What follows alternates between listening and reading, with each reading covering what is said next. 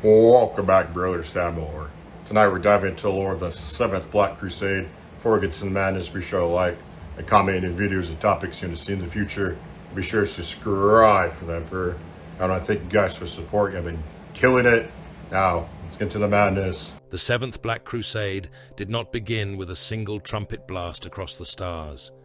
It did not come as a wall of iron and madness hurled openly from the Eye of Terror, nor as some crude berserker tide hammering at the gates of the Imperium until they cracked beneath weight alone. It came as a sickness in the void, as a shadow behind the stars, as a whisper crawling through astropathic choirs until the blind seers tore their own throats open to silence what they had heard. Worlds died before they knew they were at war. At Vordrast, the cathedral bells began ringing without human hands. Every vox channel on the planet filled with a grinding static beneath which something vast seemed to breathe. The planetary governor ordered the bells melted for scrap and the astropaths sedated, but by then the manufacturum oceans had already caught fire.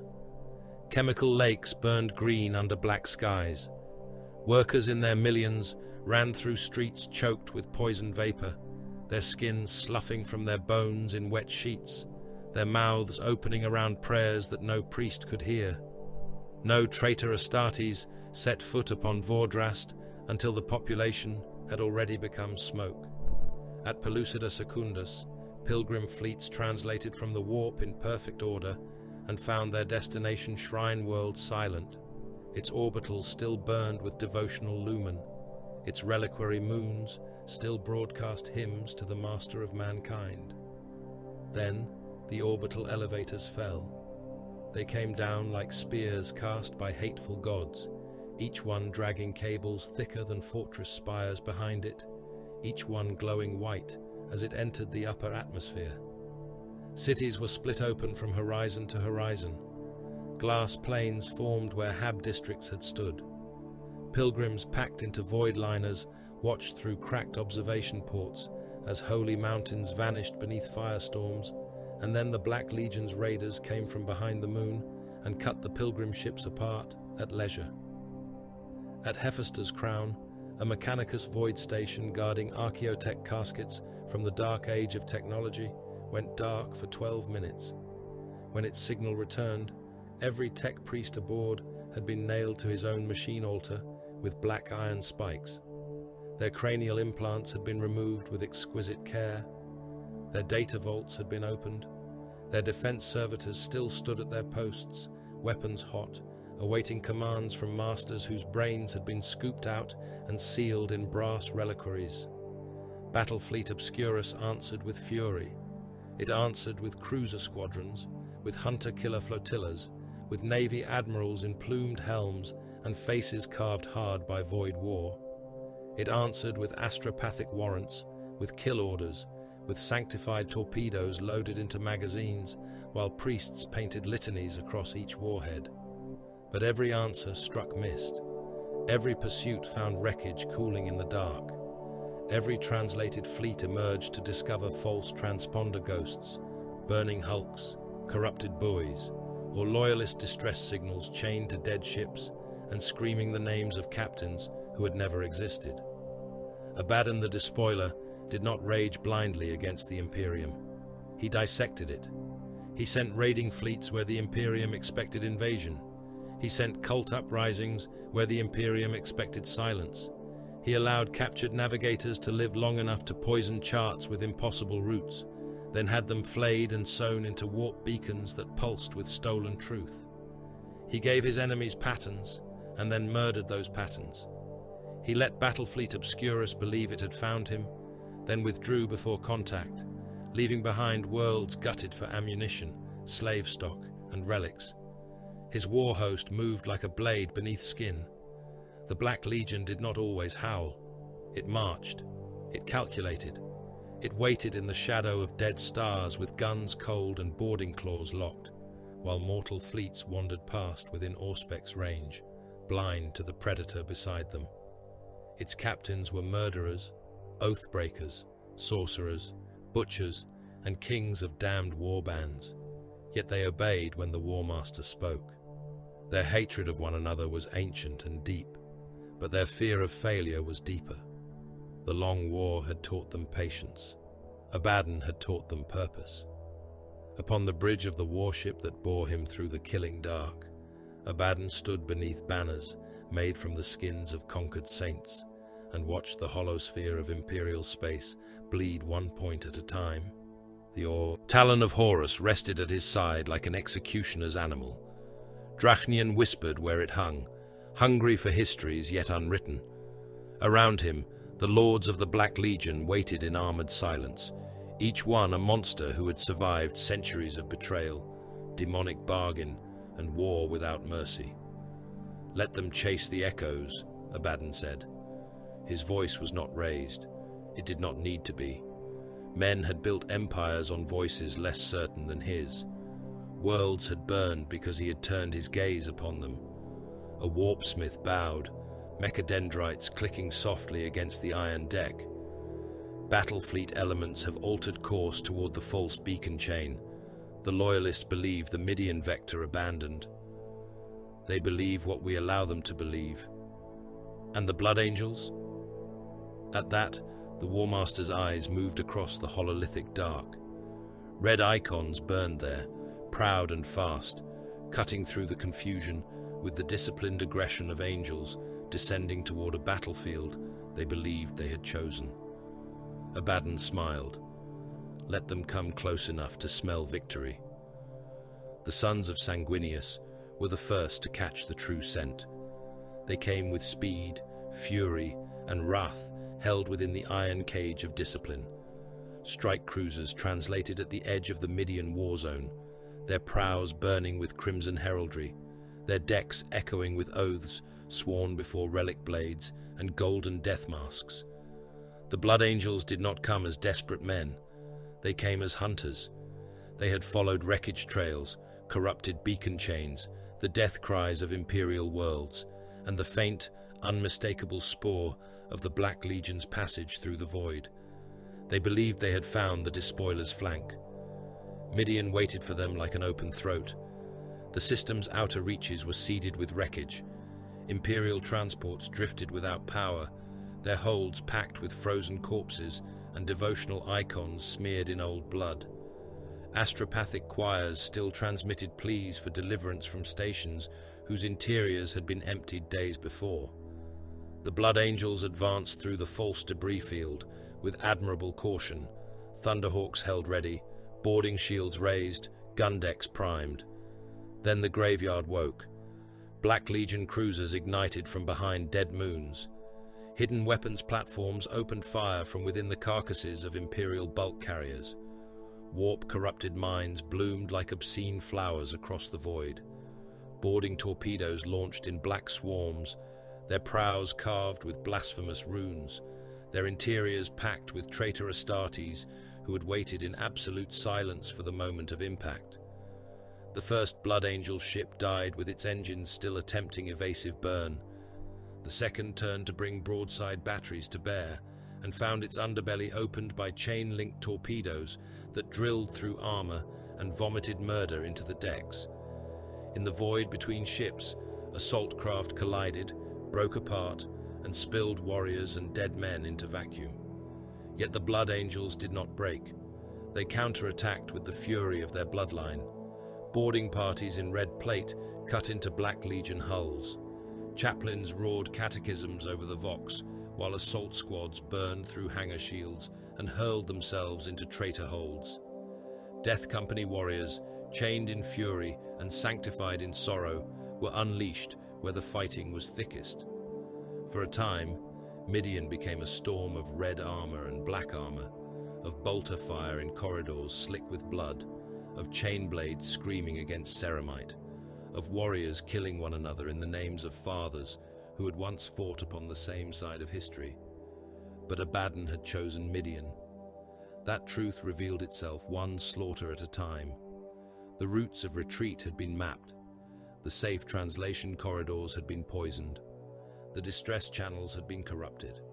The Blood Angels pressed in, believing every gain had been purchased by courage, and only when the trap began to close did they understand that their courage had been the bait. On the surface of Midian's primary world, hive spires drowned beneath bombardment. Penal legions were driven into trenches already targeted by orbital guns. Manufactorum districts erupted as promethium reservoirs were punctured from beneath by cult saboteurs who died laughing while fire took them. Millions of civilians packed into underhive shelters suffocated when ventilation temples were sealed and filled with incense laced with nerve toxins. Above them, the sons of Sanguinius fought from landing zones turned to charnel fields, buying minutes with blood, losing brothers beneath waves of black ceramite and brass-edged hatred. Abaddon watched the collapse and gave no order born of frenzy. He measured, he adjusted, he fed reserves into the points where nobility would demand a countercharge. He withdrew wounded units from places the Blood Angels expected weakness, then struck elsewhere. He understood heroism. He had killed it for 10,000 years. Far beyond the beaconed lanes of imperial certainty, beyond the plotted margins of patrol charts and navy doctrine, another fleet moved where sane captains did not sail. The outer dark did not welcome ships. It endured them for a while and then took them. Stars burned there with a colder light. Warp routes frayed. Astropathic messages arrived late, mad, or not at all. The Imperium had names for such regions, but names were only charms spoken against fear. The Void did not care what men called it. Through that black sea came the fleet of the Carcharodons. Its vessels were old. Some bore scars from wars whose records had been sealed, burned, or forgotten. Their hulls were patched with plates from dead ships and sanctified by rites that no orthodox priest of Mars would have approved without trembling. Their void shields flickered under strain, but held. Their engines burned low, conserving wrath. They traveled without proclamation, without banners cast wide, without the thunderous arrogance of chapters that wished to be seen. The Nicor led them. The great ship moved like a cathedral dragged through an abyss. Its flanks were marked by ancient wounds and newer repairs. Its hangar bays held thunderhawks worn by long exile. Its launch tubes housed boarding craft, whose machine spirits knew the taste of enemy hulls. Its decks were cold. Its corridors were narrow and dimly lit. Chains hung beside bulkheads. Salt white script had been carved into adamantium, where paint had long ago failed. Serfs moved in silence, heads lowered, each one marked by service to masters who were saviors only in the way a blade might save flesh from infection. Grey-armored warriors stood at intervals in the ship's arteries. They did not speak as other Adeptus Astartes spoke. There was little boasting among them, little easy fraternity, little thunderous laughter before battle. Their voices were low, their rites were old, their words carried the weight of isolation and predation. They had come from the dark between known wars, and they would return to it when the killing was done. In the strategium of the Nicor, beneath red lumen and the slow pulse of ancient cogitators, the Red Brethren waited. They stood motionless in their Terminator plate, massive and silent, their armor the grey of dead ash and deep water beneath a lightless sky. Chain fists, lightning claws, combi weapons, and relic blades hung ready. Their helms did not turn when serfs entered, their fingers did not flex. To mortal eyes, they seemed statues placed around a tomb. Then the tomb breathed. Tyberos, called the Red Wake, stood at the center of the chamber. His armor seemed less worn than entombed around him, an ancient suit of tactical dreadnought plate, modified for a warrior too large for the dreams of lesser men. The machine spirit growled beneath each movement. Cables and seals flexed like sinew. The paired monstrosities of hunger and slake rested at his sides, lightning claws married to chain blades, weapons not made for dueling honor, but for tearing open the armored dead and making examples of what remained inside. Void serfs lowered their eyes until their brows nearly touched the deck. One failed to do so quickly enough. Tyberos did not strike him. He did not need to. The serf felt the weight of that black gaze through the broken shadows of the chamber and began to shake so violently that the data slate in his hands rattled against his teeth. A harvester sergeant took the slate from him and pushed him backward before his weakness became offensive. The signal had arrived in pieces, damaged astropathic impressions, Mechanicus distress caskets scavenged from a dead relay shrine, Vox ghosts caught by listening arrays at the edge of unreliable space, picked fragments corrupted by radiation and blood-coded encryption, the Midian war zone torn open in glimpses, red armor falling through fire, Black Legion, transponders masked and unmasked, a fleet too large for a raid, too disciplined for a mere slaughter band, Abaddon's shadow moving behind it all. The chapter's serfs did not interpret the fragments, they presented them. Interpretation belonged to the giants. Harvester Prime Akaton stood before the hololithic projection, his helm mag-locked at his hip, his scarred face pale beneath tattooed kill lines. He had the look of one who had counted too many bodies and found too few replacements. His duty was not glory, it was preservation, ammunition, gene seed, hull integrity, aspirant stock, servitor capacity, slave mortality, reactor endurance, all were numbers in the ledger of exile. "Our stores are diminished," Akaton said. His voice was respectful, but not weak. Weakness did not survive long in the nomad predation fleets. The grey tithe from Vaul's Reach replenished armor plate and plasma feedstock, but not enough for open war against a host of the despoiler's scale. The red tithe yielded bodies, not warriors. Most will die before implantation. The fleet can strike. It cannot endure a crusade fleet in direct contest. No one rebuked him. The Carcharodons did not mistake truth for cowardice. Tyberos watched Midian burn in broken light. A Blood Angel's strike cruiser drifted across the projection, its spine broken, its engines bleeding atmosphere and fire. Black Legion assault craft clung to it like parasites. Another fragment showed a hive street transformed into a trench of meat and pulverized masonry. Another showed a crimson warrior dragged down by 3 traitor marines before detonating a grenade against his own chest and taking them with him in a burst of ceramite shards and wet ruin. "The sons of the angel are dying," said one of the Red Brethren. His voice was a scrape of stone under deep water. Tyberos did not look at him. All sons die. The chamber remained silent. Tyberos extended one immense gauntlet toward the projection.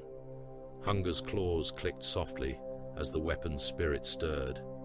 The sound was small, almost delicate. Several serfs flinched as though gunfire had split the air. "These deaths have shape," Tyberos said.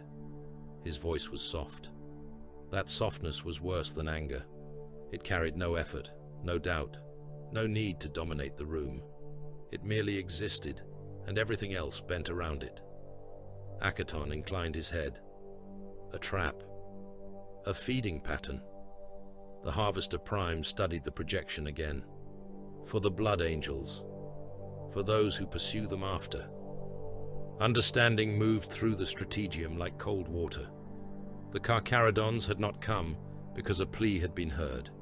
They had not turned from the outer dark because imperial citizens were dying in their billions, nor because worlds screamed beneath the boot of the long war.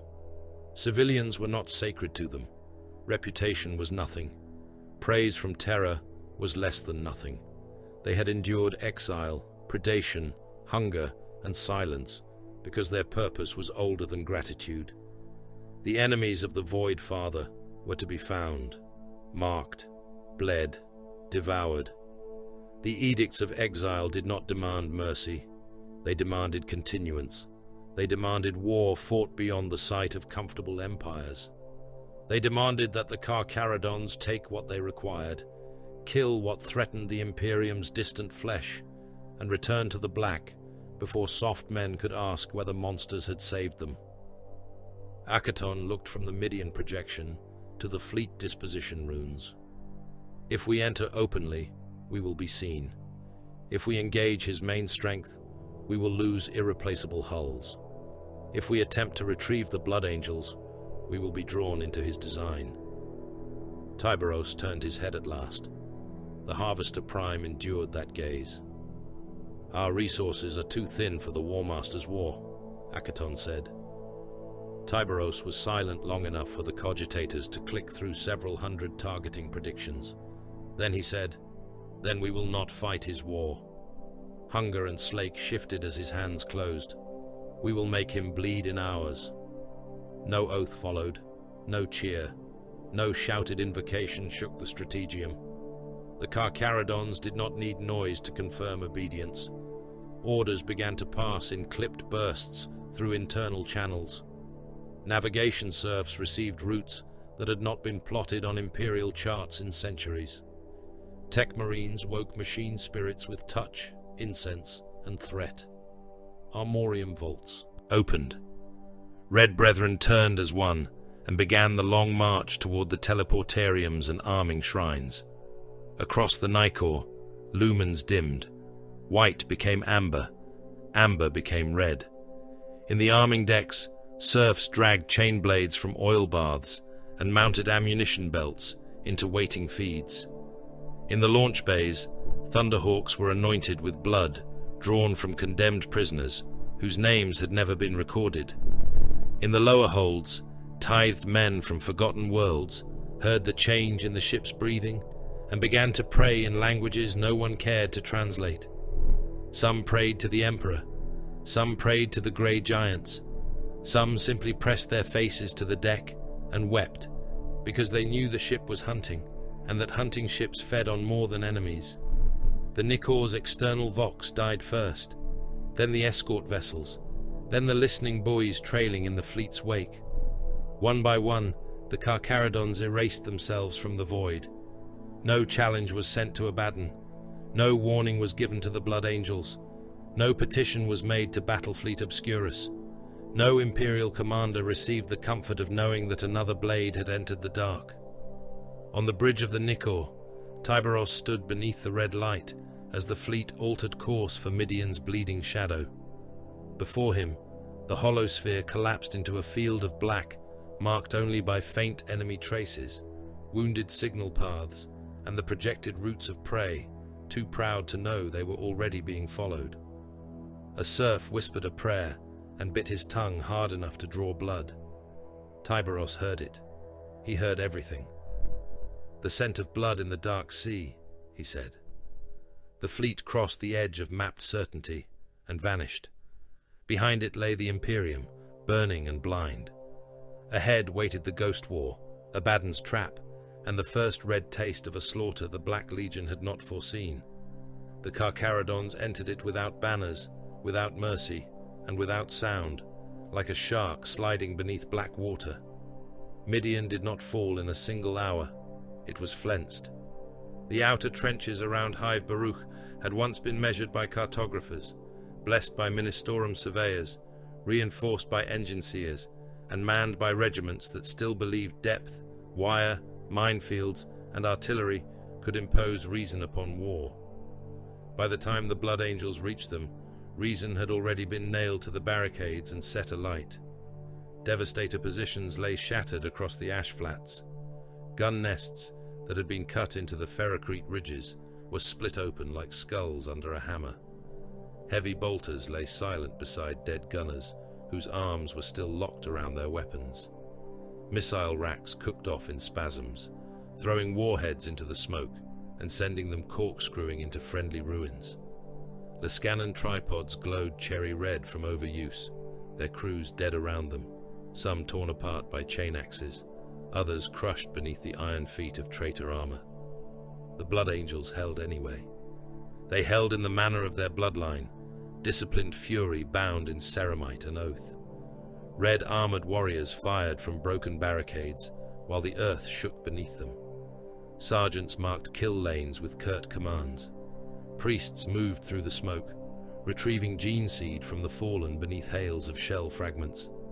Assault squads waited behind collapsed hab walls, jump packs whining, ready to counter-strike wherever the line buckled. Every warrior knew the trap had closed. Every warrior fought as though wrath could force open the jaws. Then the berserkers came. They burst through the smoke in packs, brass and red and blackened iron, their chain axes screaming, their helms daubed in clotted gore. They did not advance like soldiers. They hurled themselves into the barricades with the weight of falling towers. The first rank vanished beneath disciplined bolter volleys, their chests erupting, limbs torn away, helms bursting under mass reactive impacts. The second rank climbed over them while the dead were still falling. The third came laughing, not in joy, but in a butcher madness that made the Vox channels crackle with animal hatred.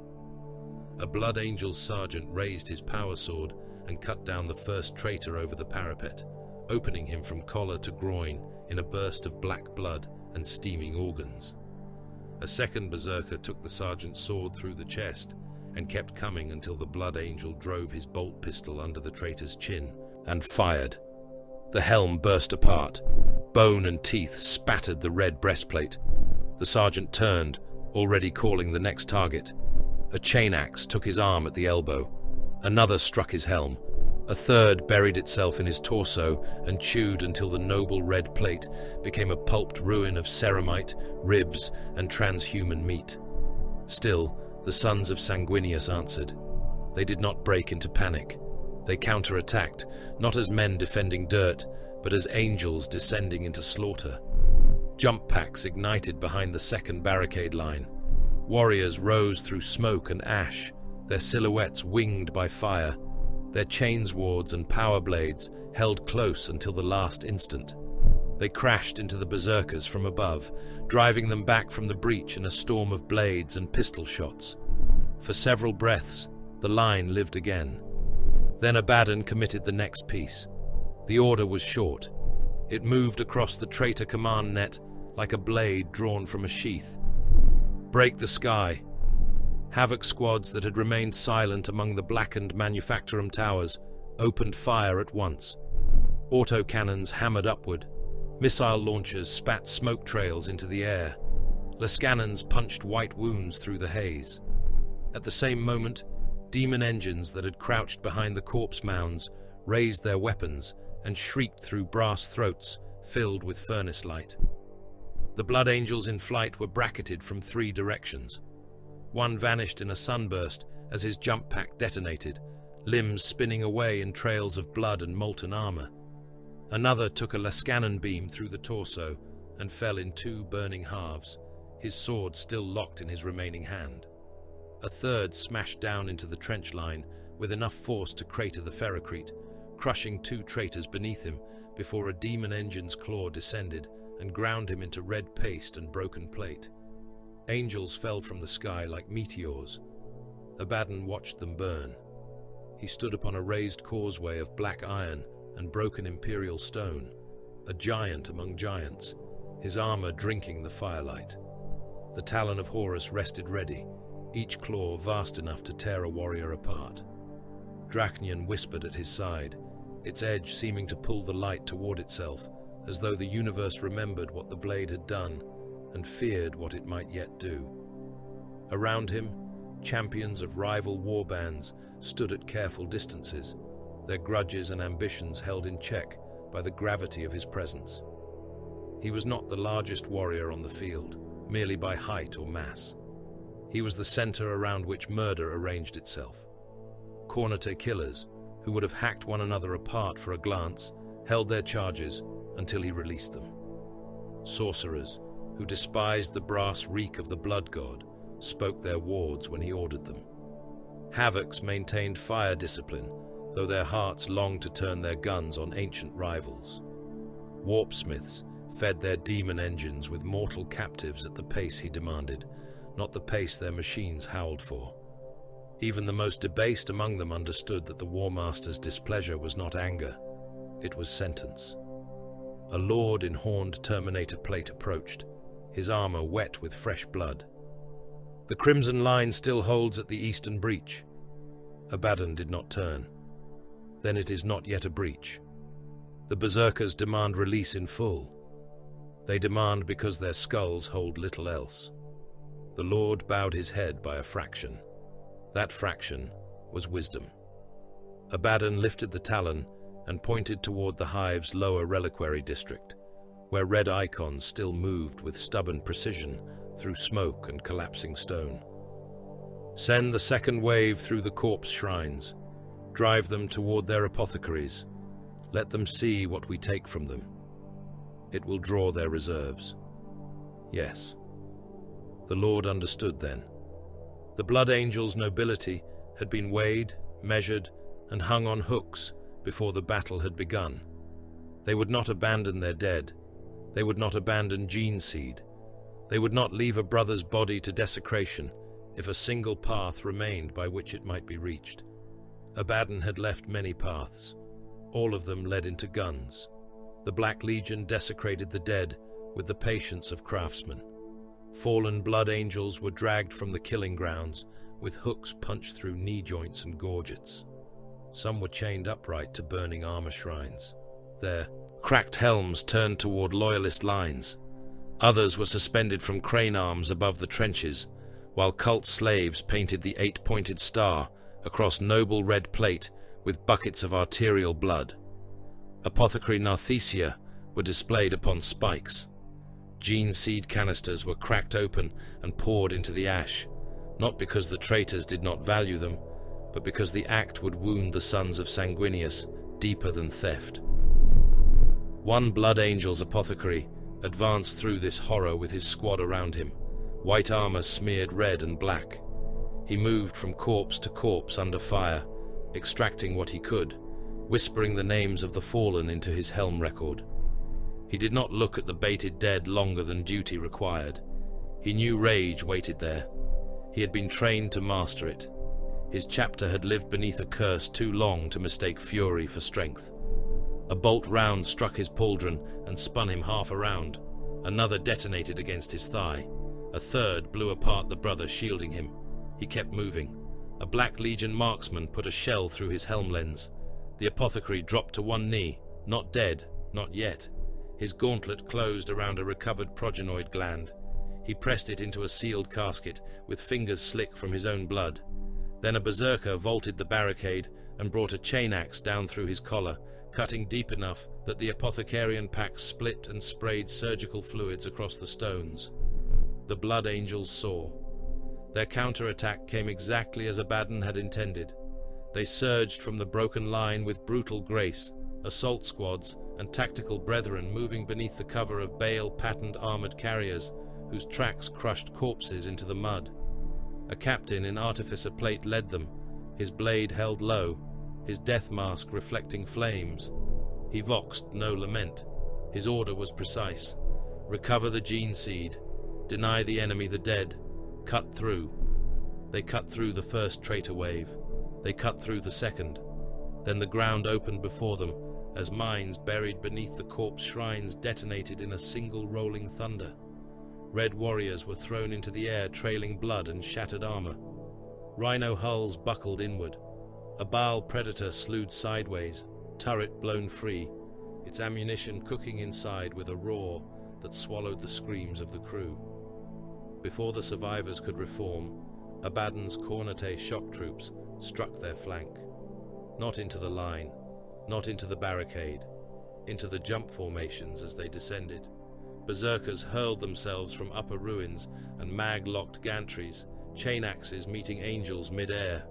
Traitor and loyalist crashed together in the smoke, tangled in jump pack thrust, blades biting, pistols firing point-blank into chest plates and helms. One Blood Angel drove his combat blade through a traitor's throat and rode the body down into the rubble.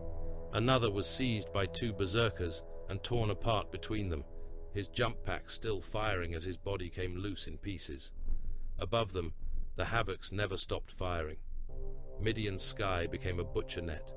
Far away, beyond the immediate fury of the war zone, eyes watched through the dead.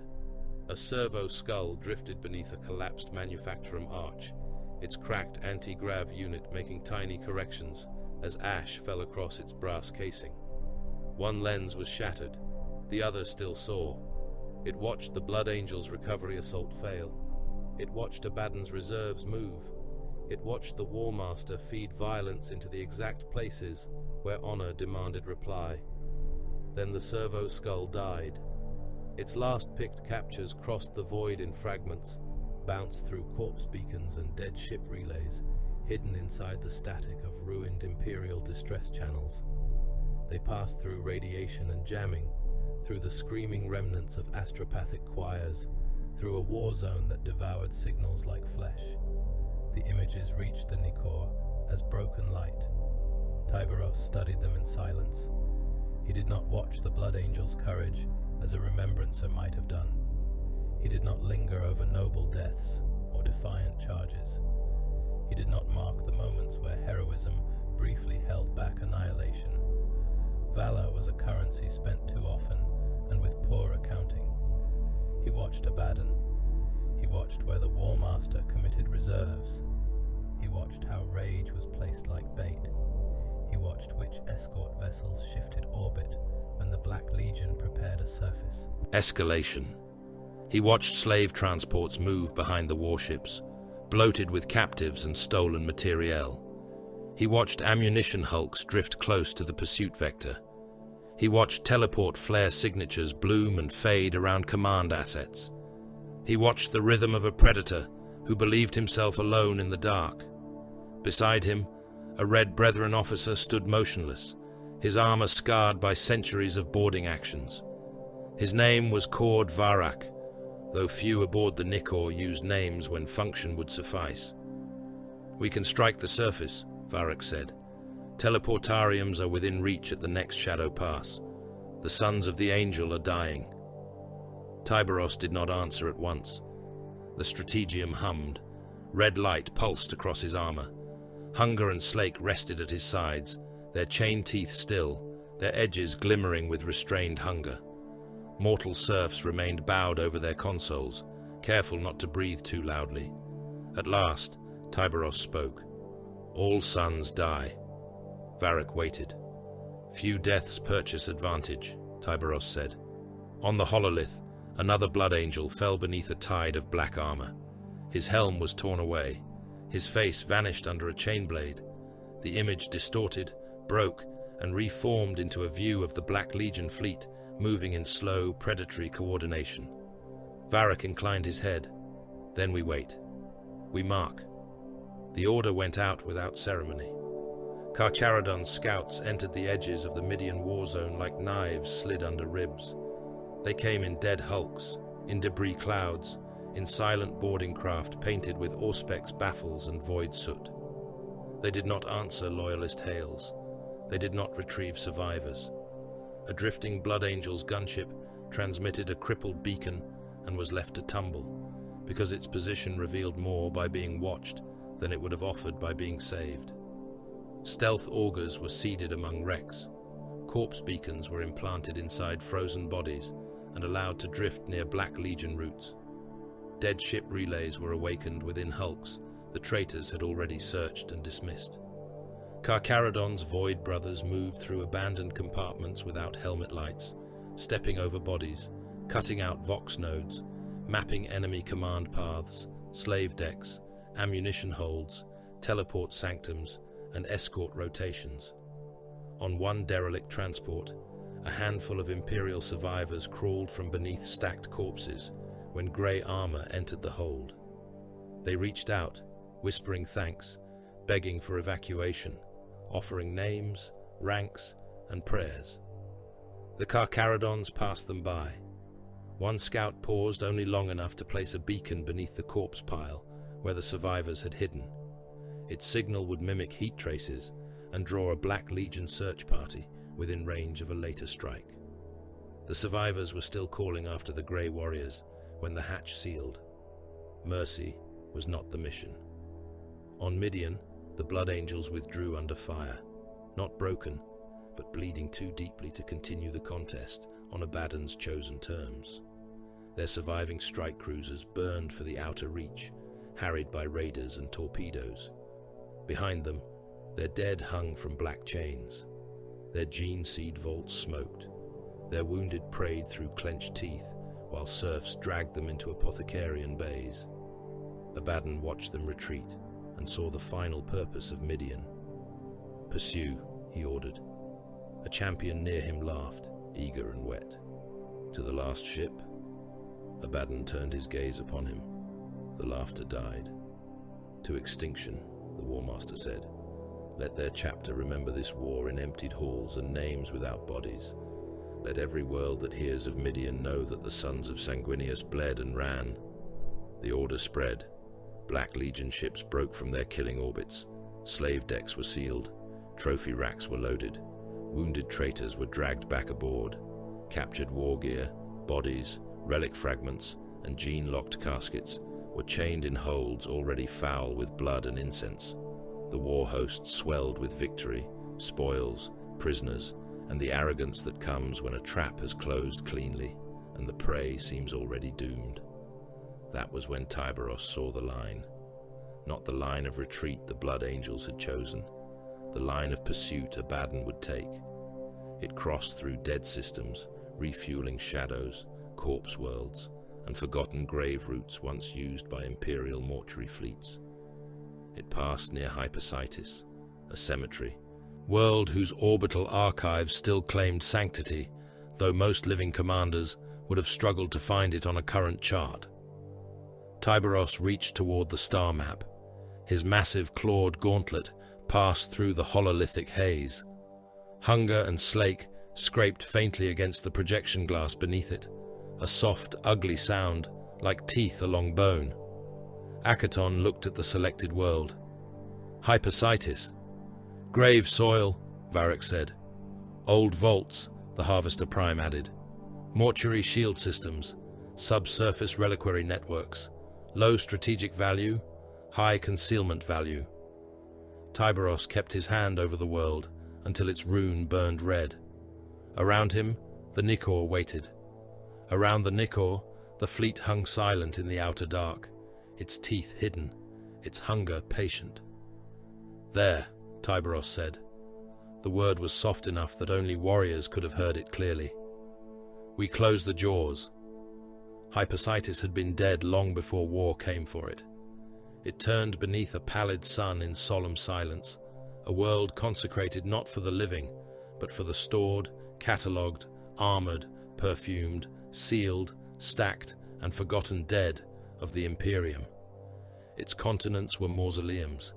Its mountains had been cut into sepulchral terraces and faced with black stone. Its oceans had long ago been drained, diverted, or entombed beneath plates of sanctified adamantium, so that more grave districts could be raised over the bones of extinct dynasties, penal crusades, pilgrim hosts, martyr regiments, saintly pretenders, and forgotten aristocracies whose names remained carved into granite, though their bloodlines had ended in dust. From orbit, Hypersitis looked like a skull polished by centuries of prayer. Cities did not live there in the manner of other imperial worlds. They endured as ossuary hives, hollow towers packed with sarcophagus vaults and mortuary shrines. Bone cathedrals rose higher than mountain ranges, their flying buttresses formed from plasteel ribs and fossilized femurs plated in gold leaf. Corpse vault railways ran between the continents, carrying armored reliquary trains through tunnels lined with skulls sealed behind glass.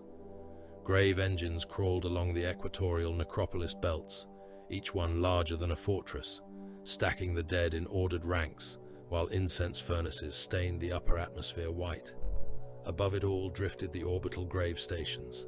They hung in solemn procession, each one a cathedral of void stone and iron, each one holding generations of imperial dead in sealed reliquaries watched by mortuary servitors and thin-faced priests who had been born, labored, aged, and died without once seeing a living forest or hearing the laughter of children. Their lives were measured in death tallies. Their calendars were funerary rotations. Their prayers were inventory hymns. Hypersitis did not resist the Black Legion because it had never been built to resist anything. It had been built to remember. Abaddon allowed it to be defiled. The Black Legion translated into the system first, not in a wild rush, but in ordered predatory sequence. Cruiser shadows slid across the outer auger nets.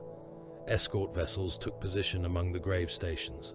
Slave ships and munition hulks limped in behind them, scarred from Midian, swollen with captives, trophies, stolen armor, broken weapons, and the chained dead of the Blood Angels.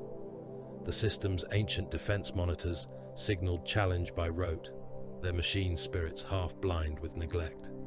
The answers they received were corrupted transponder codes, scrap code litanies, and torpedoes. The first orbital grave station cracked open beneath a macro cannon strike. Its reliquary decks burst into vacuum, spilling thousands of sealed coffins into the dark. Some remained intact, turning slowly through the void, their devotional seals glittering under distant starlight. Others broke apart, releasing mummified bodies in clouds of bone dust and frozen burial silk. Mortuary servitors continued their funeral chants as they tumbled away, vox grills repeating rites to the Emperor while their limbs spun from their torsos. The Black Legion boarded the second station. They made it into a trophy gate. Captured Blood Angels were hung from its outer spines in chains of black iron, their red armor cracked, scorched, and marked with blasphemies. The dead were displayed with obscene care. Some were nailed to reliquary arches, with their helms removed, so the frozen ruin of their faces looked down upon the world below. Others were suspended upside down above docking clamps, their armor opened, their wounds packed with burning sensors that filled the station with the stench of scorched transhuman flesh.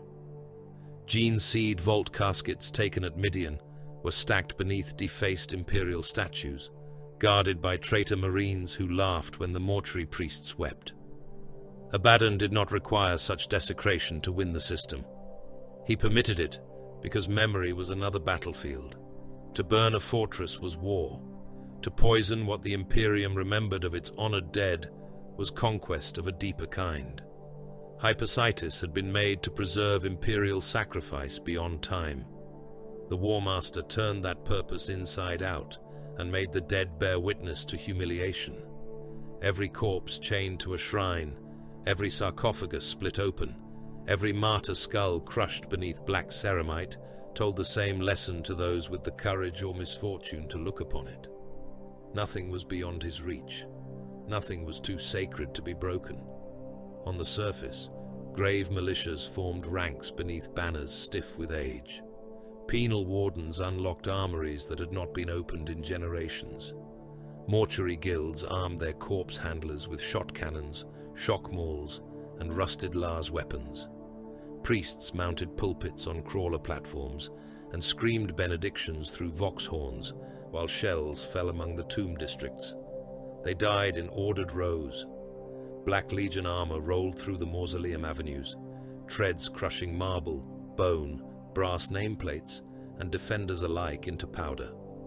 Cult auxiliaries flooded through the grave cities behind them, howling beneath stitched banners and dragging chain hooks along the sarcophagus walls. Demon engines strode across plazas of black stone, their furnace bellies glowing, their clawed feet grinding centuries of recorded dead into pale dust. Mortuary servitors malfunctioned under the scrap code assault and continued their chants, even as traitor marines shot them apart. "Blessed are the faithful interred," droned one machine thing as it crawled on severed arms through a street of shattered coffins. "Blessed are the honored retained. Blessed are the numbered dead." A Black Legion warrior stepped upon its back and crushed it flat. The chant became static, then silence. Bone dust rose into the sky until daylight turned the color of old ash. The dead became terrain. Crypt stacks collapsed under tank fire and spilled their contents across roadways in avalanches of skulls and sealed funerary urns. Armored reliquary trains derailed when traitor saboteurs cut the tracks, plowing through ossuary markets and bursting open in rivers of lacquered coffins. Whole districts sank when subterranean vaults gave way beneath bombardment. The streets became trenches filled with splintered marble, corpse wrappings, powdered bone, promethium fire, and the remains of those living defenders who had believed duty might matter against the long war. Still, not all who moved through Hypersitis wore black. Before the main strike, before the Nicor revealed its hunger, the Carcharodons entered the cemetery world through its wounds. They came without thunder. Scout elements and Void Brothers descended in coffins of cold metal, disguised among falling debris from the ruined grave stations. They drifted through auger blind zones, rode the shadow of dead transports, and cut their way into maintenance tunnels beneath the oldest necropolis plates. Others entered through corpse vault railways, whose schedules had continued to run even as the world died around them. They moved among reliquary trains, under crypt shafts, embalming reservoirs, bone catalogues, and forgotten transit arteries where the air tasted of dust, chemical preservatives, and old incense. They killed as the deep kills. A Black Legion sentry in a lower tomb passage heard nothing before a grey gauntlet closed over his helm and dragged him backward into the dark.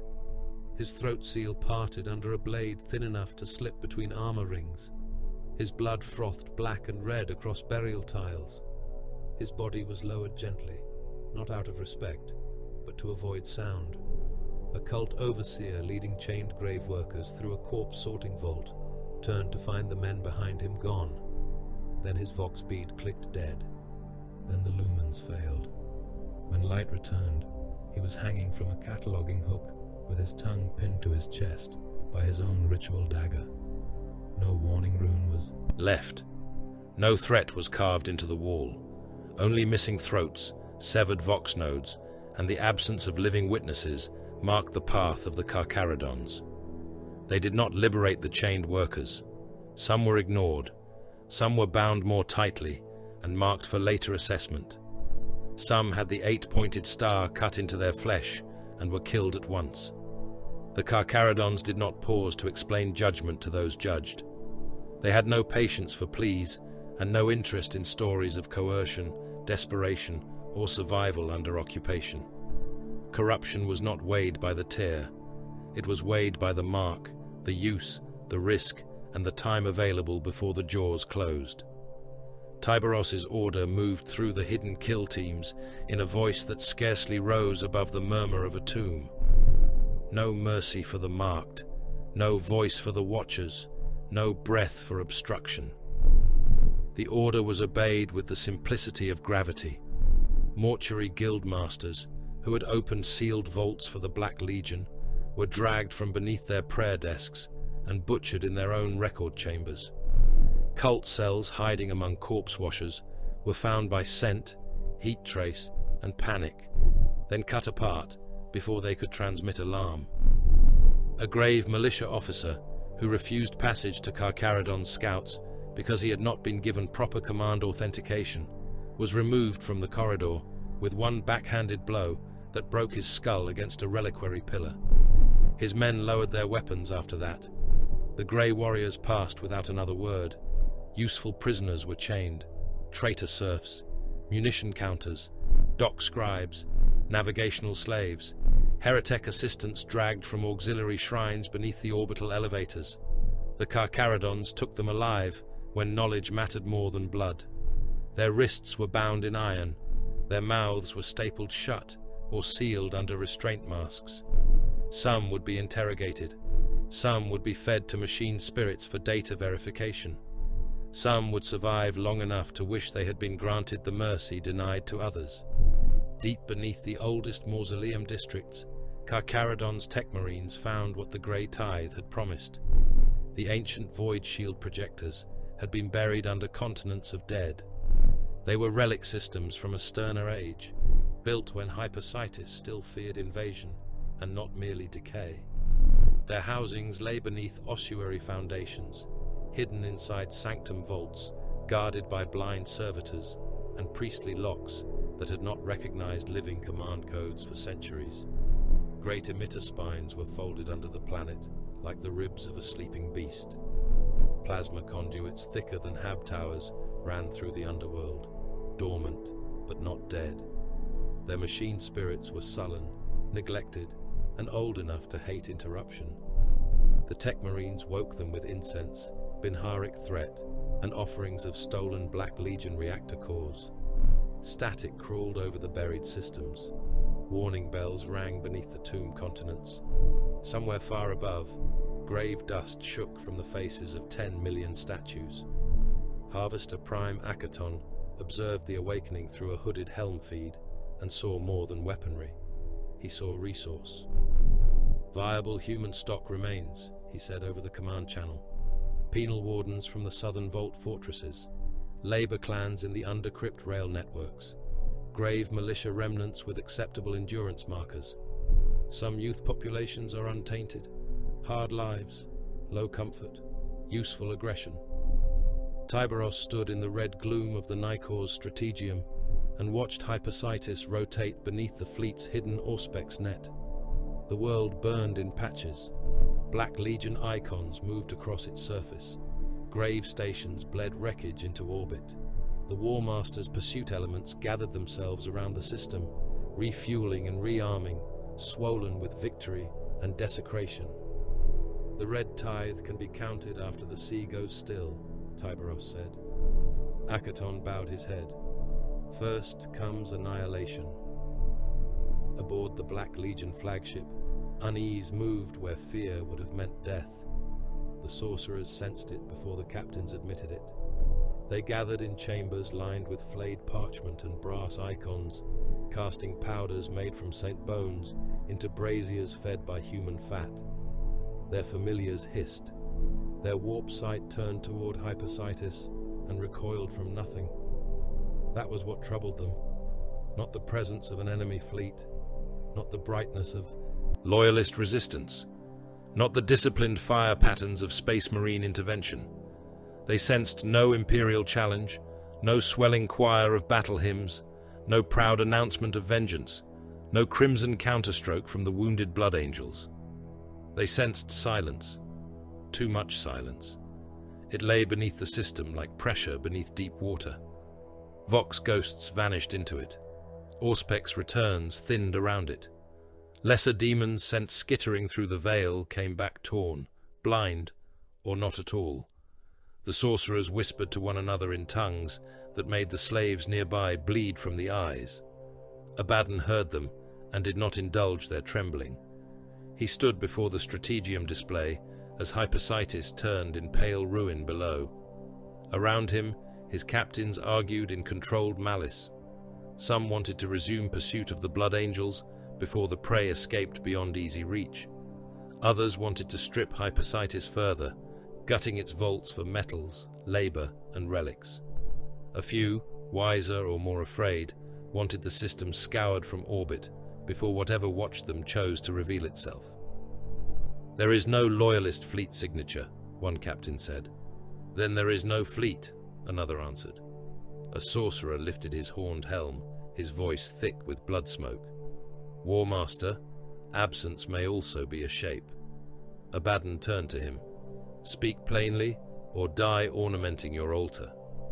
The sorcerer bowed. "Something hunts at the edge of perception." The chamber stilled. Abaddon looked back to the display. His expression did not change. Panic was for slaves, cultists, and commanders who required certainty before acting.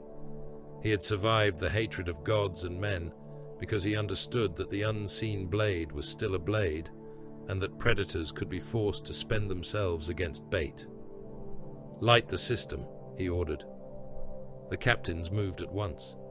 Sacrificial slave crews were driven into auger craft, whose shielding had already failed. Men were chained into survey pods and fired toward debris fields, mausoleum belts, and dead orbital lanes, with instructions they barely understood and no expectation of return. Auspex flares ignited across the void in violent blossoms of white radiation. Corrupted cherubim skulls were launched in swarms. Probe ships with condemned crews burned hard through the grave station wreckage, screaming returns until they were destroyed, lost, or swallowed by static. Abaddon then sent expendable warbands into the mausoleum belts.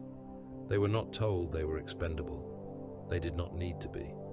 Every warrior in the Long War knew that favor and sacrifice were often the same thing, depending on who survived to name them. Black Legion kill packs entered the outer necropolis chains, with cultist screens ahead of them, firing into shadows, blasting open tomb arches, burning corpse vaults, and laughing as they triggered traps meant for subtler prey. The first warband vanished. The second found only severed heads arranged inside a rail control shrine, each one stripped of Vox components. The third transmitted 3 seconds of bolter fire, a wet impact, and a sound like chain teeth purring in the dark. Abaddon watched the signals die. He did not smile. He did not rage. "Predators," he said. One of his captains gripped his axe. "Loyalists? Something wearing that duty." On Hypersitis, the buried void shield systems continued to wake. In the undercrypts, grey warriors marked kill routes in silence. In orbit, the Carcharodon's fleet held beyond sight, cold engines low, weapons sleeping, every lumen dimmed to red. Then, across the Black Legion voxnets, every channel clicked once. It was not a challenge. It was not a declaration of war. It carried no chapter roll, no demand for surrender, no oath to terror, no proud invocation of the Emperor's justice.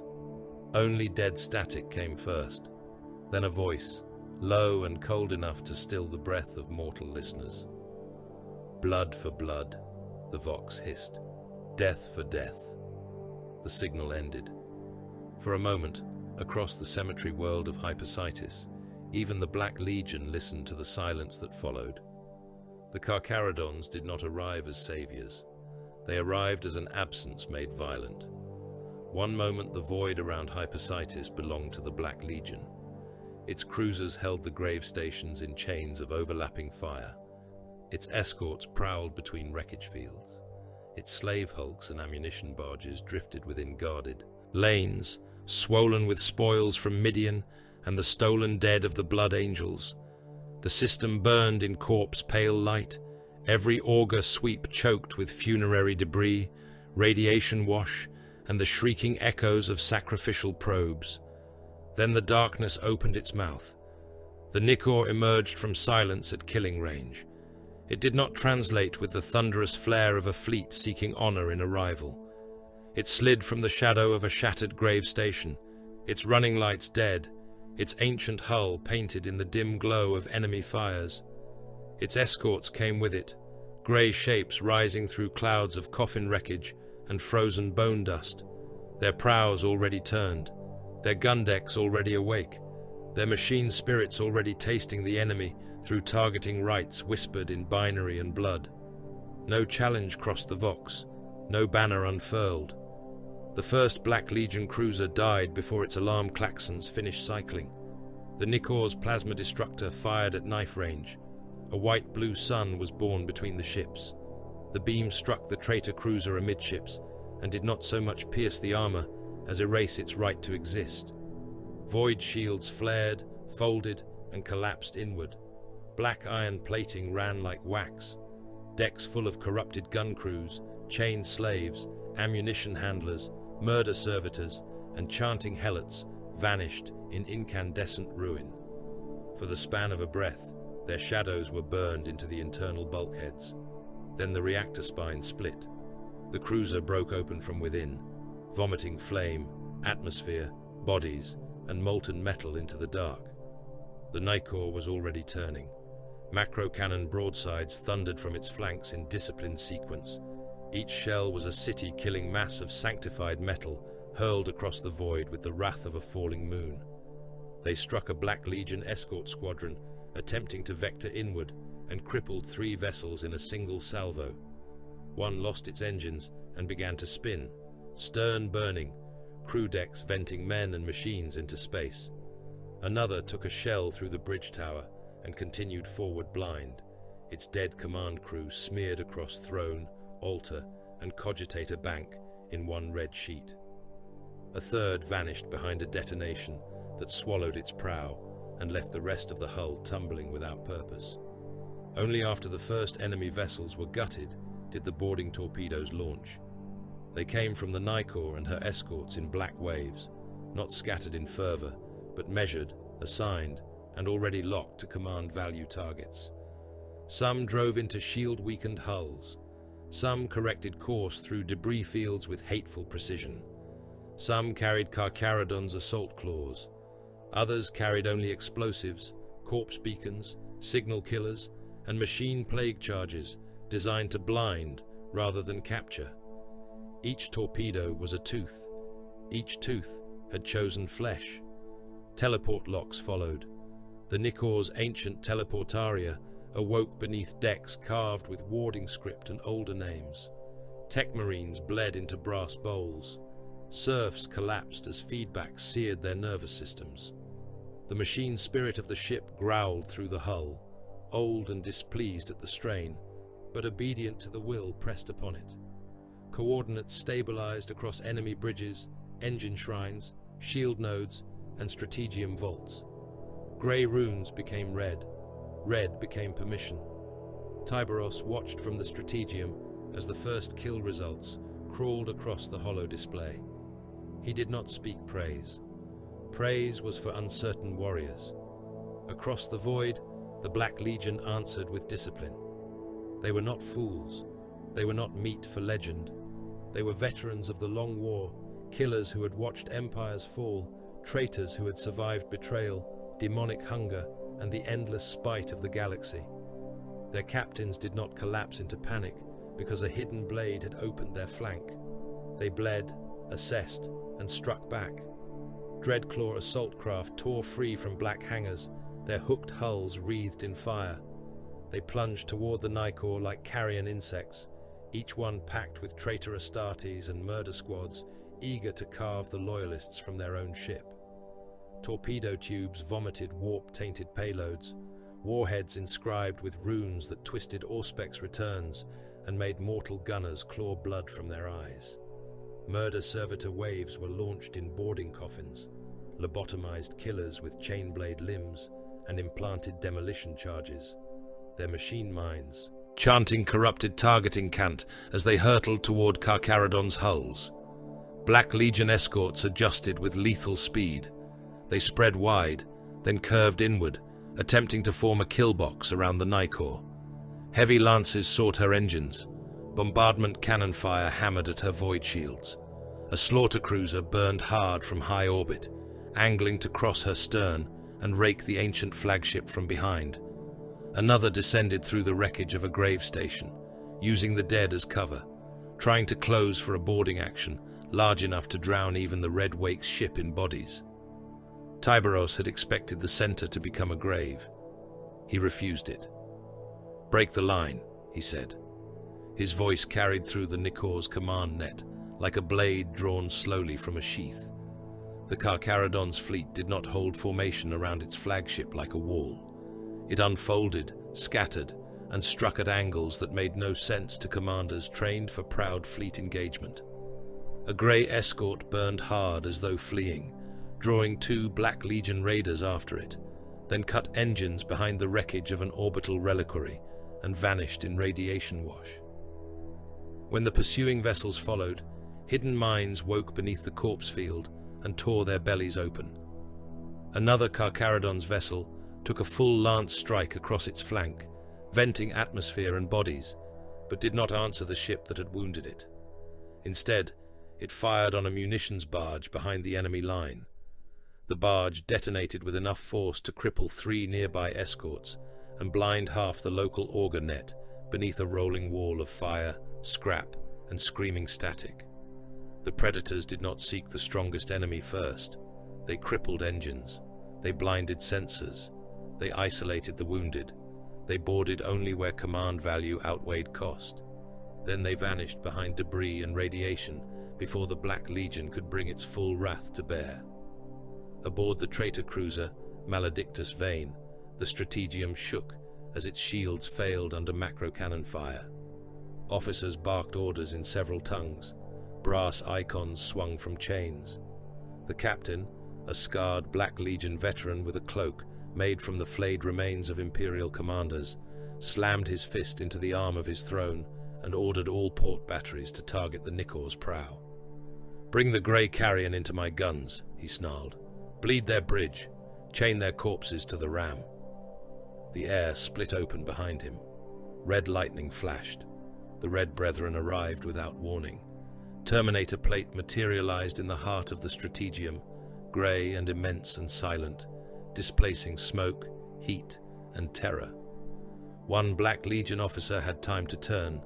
A chain fist took him from shoulder to hip and emptied him across the command dais in a steaming avalanche of armor, organs, and broken implants. Another reached for his pistol and lost both arms to lightning claws that moved too fast for something so large. His body toppled backward, blood pumping from the stumps in hard black streams. The captain rose with a roar, drawing a demon blade that shrieked at the presence of loyalist flesh. No challenge answered him. A Red Brethren warrior fired a combi bolter into his face at arm's length. The first shell blew away one eye lens and cheek plate. The second entered the mouth grill. The third detonated inside the helm and burst the captain's head across his throne in a wet fan of skull, teeth, and corrupted brain matter. The Red Brethren moved through the chamber with methodical brutality. They killed the Vox officers. They killed the helmsmen. They killed the gunmasters. They killed the slaves chained to auger cradles because a blind ship required no witnesses. Chain fists tore through command thrones and cogitator spines. Lightning claws shredded hololithic projectors. One warrior drove his fist through the primary command altar and ripped out the pulsing heart of the ship's machine interface in a shower of sparks and black oil. The maledictus vein went blind. Its engines continued to burn. Its guns continued to seek targets that no longer existed. Its helm commands locked into the last course entered by a dead hand. The cruiser drifted forward, wounded but moving, directly into the path of its own escort group. Collision alarms screamed. No one remained alive in the strategium to answer them. The impact opened both ships. Millions died across the Void War in ways no historian could make noble. Compartments decompressed in an instant, ripping men from their stations before they could finish a prayer or curse. Gun crews were flash-burned into silhouettes by lance feedback, their bones left standing for a moment inside armor before collapsing into ash. Slave decks burst open and spilled chained bodies into vacuum, their eyes freezing, their lungs rupturing, their hands still locked around one another. Ammunition magazines cooked off and sent shockwaves through crew districts where thousands were crushed against bulkheads in pulped layers of meat and uniform cloth. On a Black Legion vessel, whose lower decks had been opened by torpedoes, murder servitors continued firing through a breach after the gun crew around them had been sucked into space. One had lost everything below the waist. Its metal spine dragged behind it in loops of cable and torn flesh. It still loaded shells with clawed arms, still chanted its corrupted firing litany, still obeyed until a Carcharodon's boarding charge detonated beneath its platform and sprayed its remains across the inside of the turret. On the Nicor, Dreadclaws struck the outer hull. Some died against defense batteries before contact, bursting apart in dirty blooms of flame. Some were caught by flak clouds and spun into the void, their screaming passengers trapped inside as the assault craft tumbled away. Some reached the armor and bit deep. Boarding claws drilled through adamantium, hatches irised open. Black Legion assault squads surged into the outer decks, bolters roaring, chain blades high, icons of the long war burning on their plate. They found no frightened crewmen waiting at the breach. They found kill corridors. Bulkhead gates opened and sealed behind them. Lumens died. Gravity shifted. Murder holes spat point-blank fire from unseen angles. Carcharodon's tactical squads struck in silence, appearing from side passages, firing controlled bursts, withdrawing before countercharge, then returning from the dark. When the Black Legion forced close combat, the Grey Warriors met them with blades, combat shields, and the cold patience of things accustomed to killing in confined spaces. A traitor marine drove his chain axe through a Carcharodon's breastplate and laughed as blood sprayed across his helm. The wounded loyalist locked both arms around him. A melter charge on the Carcharodon's belt, armed with a red blink. The explosion turned both warriors into vapor and burning fragments. The corridor sealed itself around the blast. The Nikor continued hunting. Far beyond Hypersitis, fleeing through the poisoned routes left open after Midian, the Blood Angel survivors detected the battle behind them. Their strike cruisers were damaged, their holds filled with wounded, their apothecarians overflowing with broken warriors sealed in stasis or prayer. Their commanders stood beneath cracked command icons, faces hidden behind helms or death masks, because grief had no place on a bridge. They had believed pursuit still followed them. They had prepared to turn and die if necessary, to deny the enemy their gene seed and their honor. Then the augurs caught the impossible shape of the engagement. Black Legion signatures breaking formation, unknown loyalist transponders absent or masked, grey hulls flickering through radiation wash, a ship large enough to be a flagship, old enough to be a relic, closing like a predator at the throat of the despoiler's pursuit fleet. A Blood Angel's captain leaned over the display, gauntlet tightening until the metal rim bent beneath his fingers. Identify them. The serf officers tried and failed. Fragmentary heraldic returns passed across the screen. A shark mark, ash-grey armor in boarding feed ghosts, silence on all loyalist channels. An older chaplain, armor blackened from Midian, spoke from behind him. The Carcharodons. The bridge went still. Some chapters were known by banners, some by glories sung in the halls of terror, some by crusades recorded in gold. The grey hunters from the outer dark were known by absence, by tithe legends, by worlds that were found saved and emptied, by enemies that vanished without triumphal claims. The captain looked toward the burning route behind them. They have fallen upon our pursuers. Not for us, the chaplain said. No. The captain understood that at once. He had seen enough of the galaxy to know the difference between rescue and predation. But they buy us breath, and blood demands answer. The Blood Angels did not turn in full. They could not. Midian had wounded them too deeply, but their vessels slowed at the edge of flight.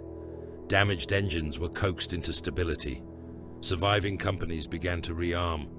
Death Company restraints were checked. Gene seed vaults were secured. The sons of Sanguinius, mauled but not extinguished, drew their first true breath since the trap had closed. At Hypersitis, Abaddon watched the Void War from within a command chamber lit by crimson alarms and the glow of dying ships. Reports struck the strategium in rapid succession. Cruiser lost, escort crippled, ammunition hulk destroyed, boarding action aboard the Maledictus Vein silent, teleport breach confirmed, unknown loyalist fleet signatures, ash-grey armor, shark heraldry, no open vox, no demand, no mercy. The War Master listened. Around him, lieutenants swore oaths, some to him, some to gods, some to vengeance. One champion demanded immediate boarding of the Nikor with every available warrior. Another called for withdrawal to high orbit and mass lance saturation. A sorcerer whispered that the attackers carried the cold of the outer dark upon them, a silence that drank at the edges of the warp.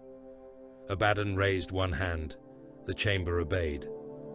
So, he said, looking upon the shifting kill display, the deep has teeth. No one spoke. Let them bite. The talon of Horus flexed, each claw catching the warlight. I will break the jaw and wear it as iron. His lieutenants answered with oaths then, voices harsh, hungry, and devoted in the way wolves are devoted to the hand that feeds them meat. Yet beneath the alarms, beneath the rage, beneath the demands for counterattack, some heard something they did not name. Not fear. They would have killed the word before allowing it life. Uncertainty. The hidden chapter had not come to save the Blood Angels. Abaddon saw that clearly now. They had come because his pursuit had stretched him, because his holds were swollen, because his war host carried trophies, slaves, wounded warriors, and pride, because the flank exposed by victory was still a flank. He almost admired it. Almost. Force them inward, he ordered. Drive their flagship toward the grave stations. Screen the slave hulks. Prepare counter-boarding waves. and find me their lord." On the Nikor, the kill runes continued to bloom. Tyberos watched the Black Legion begin to adapt. He watched Abaddon pull order from ambush. He watched the enemy refuse panic. This too had been expected. A lesser foe would have died in the void and left nothing worth descending for. Abaddon was not lesser. His pride would not permit retreat from a hidden wound. His will would bend the fleet inward, toward the insult, toward the need to answer, toward Hypersitis. Akaton stood beside the hololith, helm sealed now, voice carrying through the vox. Void-kill ratio favorable, ammunition expenditure within tolerance, enemy command cohesion damaged but not broken.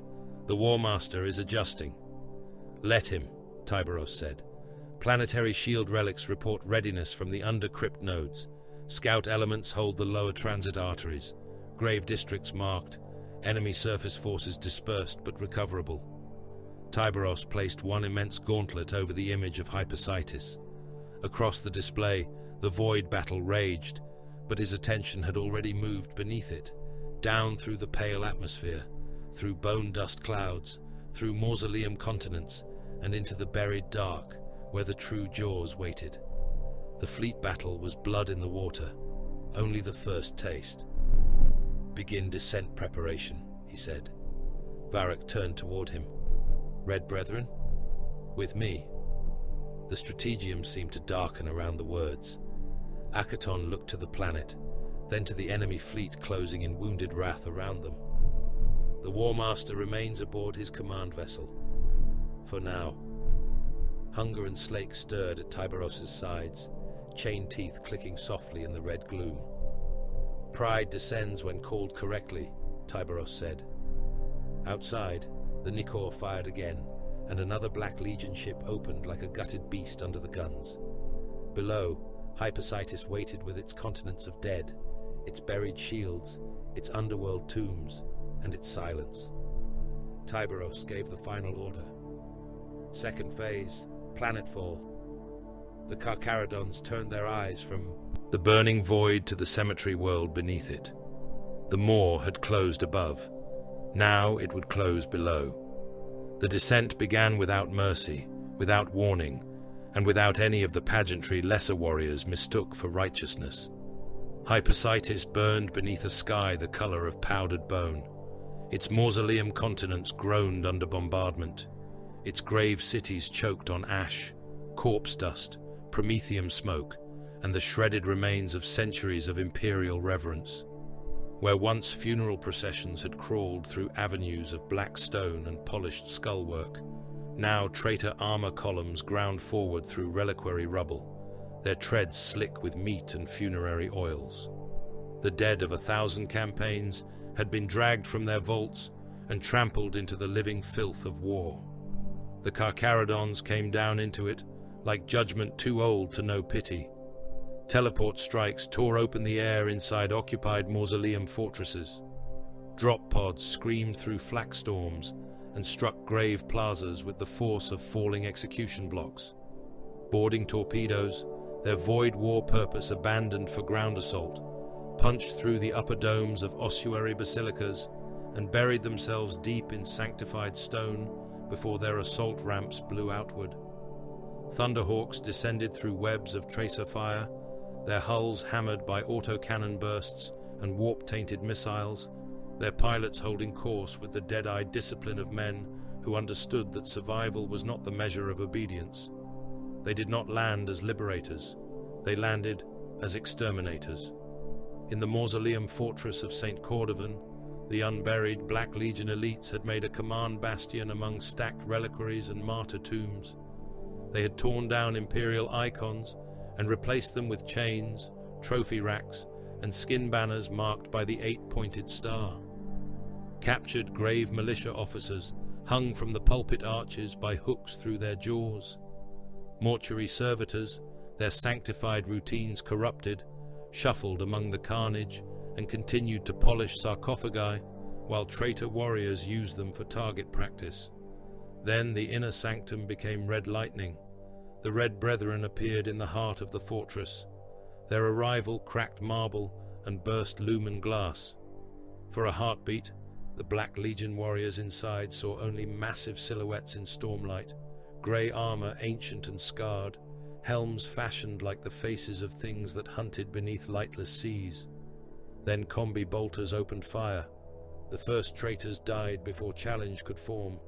Mass reactive shells struck black ceramite at close range and detonated inside torsos, blasting corrupted organs across reliquary walls. A Havoc turned with his heavy weapon half raised and took a chain fist through the chest. The teeth caught, screamed, and chewed through armor, bone, rib implants, secondary heart, and spine until the warrior came apart in a steaming mess that slid down the Red Brethren's gauntlet. Heavy flamers washed the side aisles in white fire. Cult officers, slaves, and corrupted serfs vanished behind curtains of burning promethium, their bodies shrinking, splitting, and folding as fat and lungs ignited. A Black Legion Terminator charged through the flames, his trophy chains whipping, his axe raised. A relic blade met him at the knee and took one leg away. He fell forward, still roaring. Lightning claws entered his helm from either side and crushed inward until the eye lenses popped like wet gems. The corridor beyond the sanctum became a slaughter tunnel. The Red Brethren advanced without haste.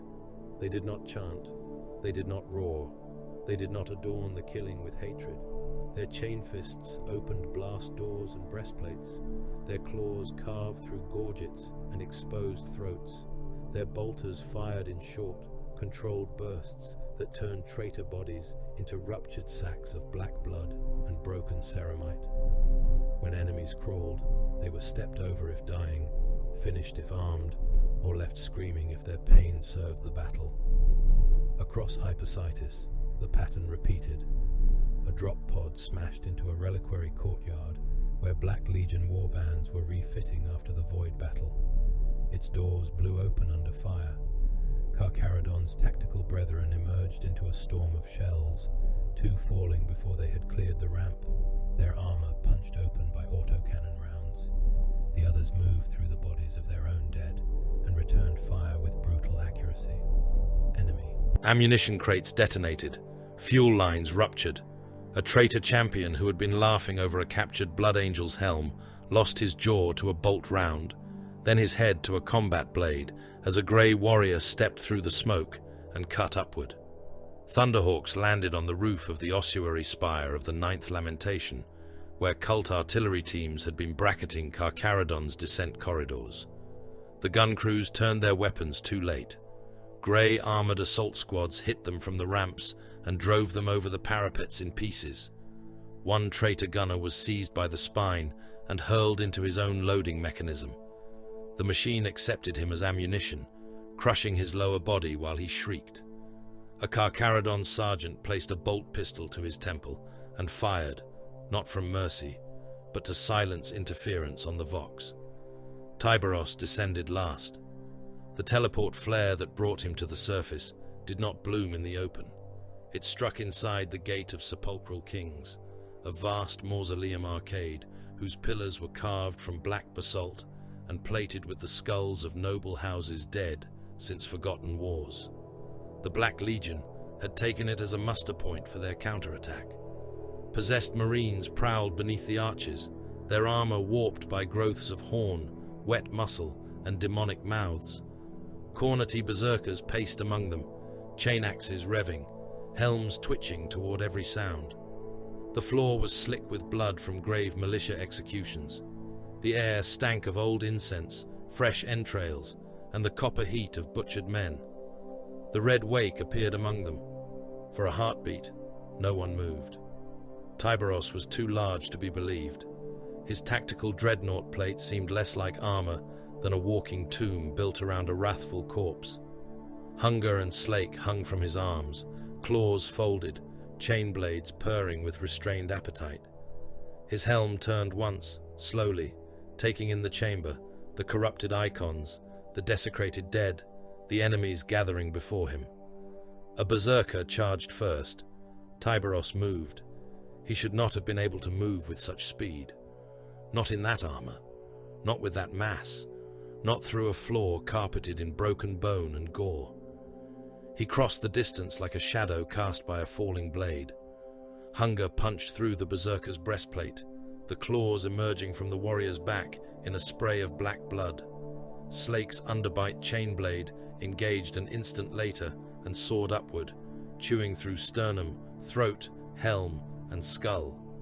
The traitor split open around the weapon, his organs slapping wetly against Tyberos' armor before the red wake cast him aside. The chamber erupted. Possessed marines came down from the arches, shrieking through mouths that had opened in their pauldrons and stomachs. Berserkers surged from the side aisles. Black Legion veterans fired into the melee, uncaring whom they struck.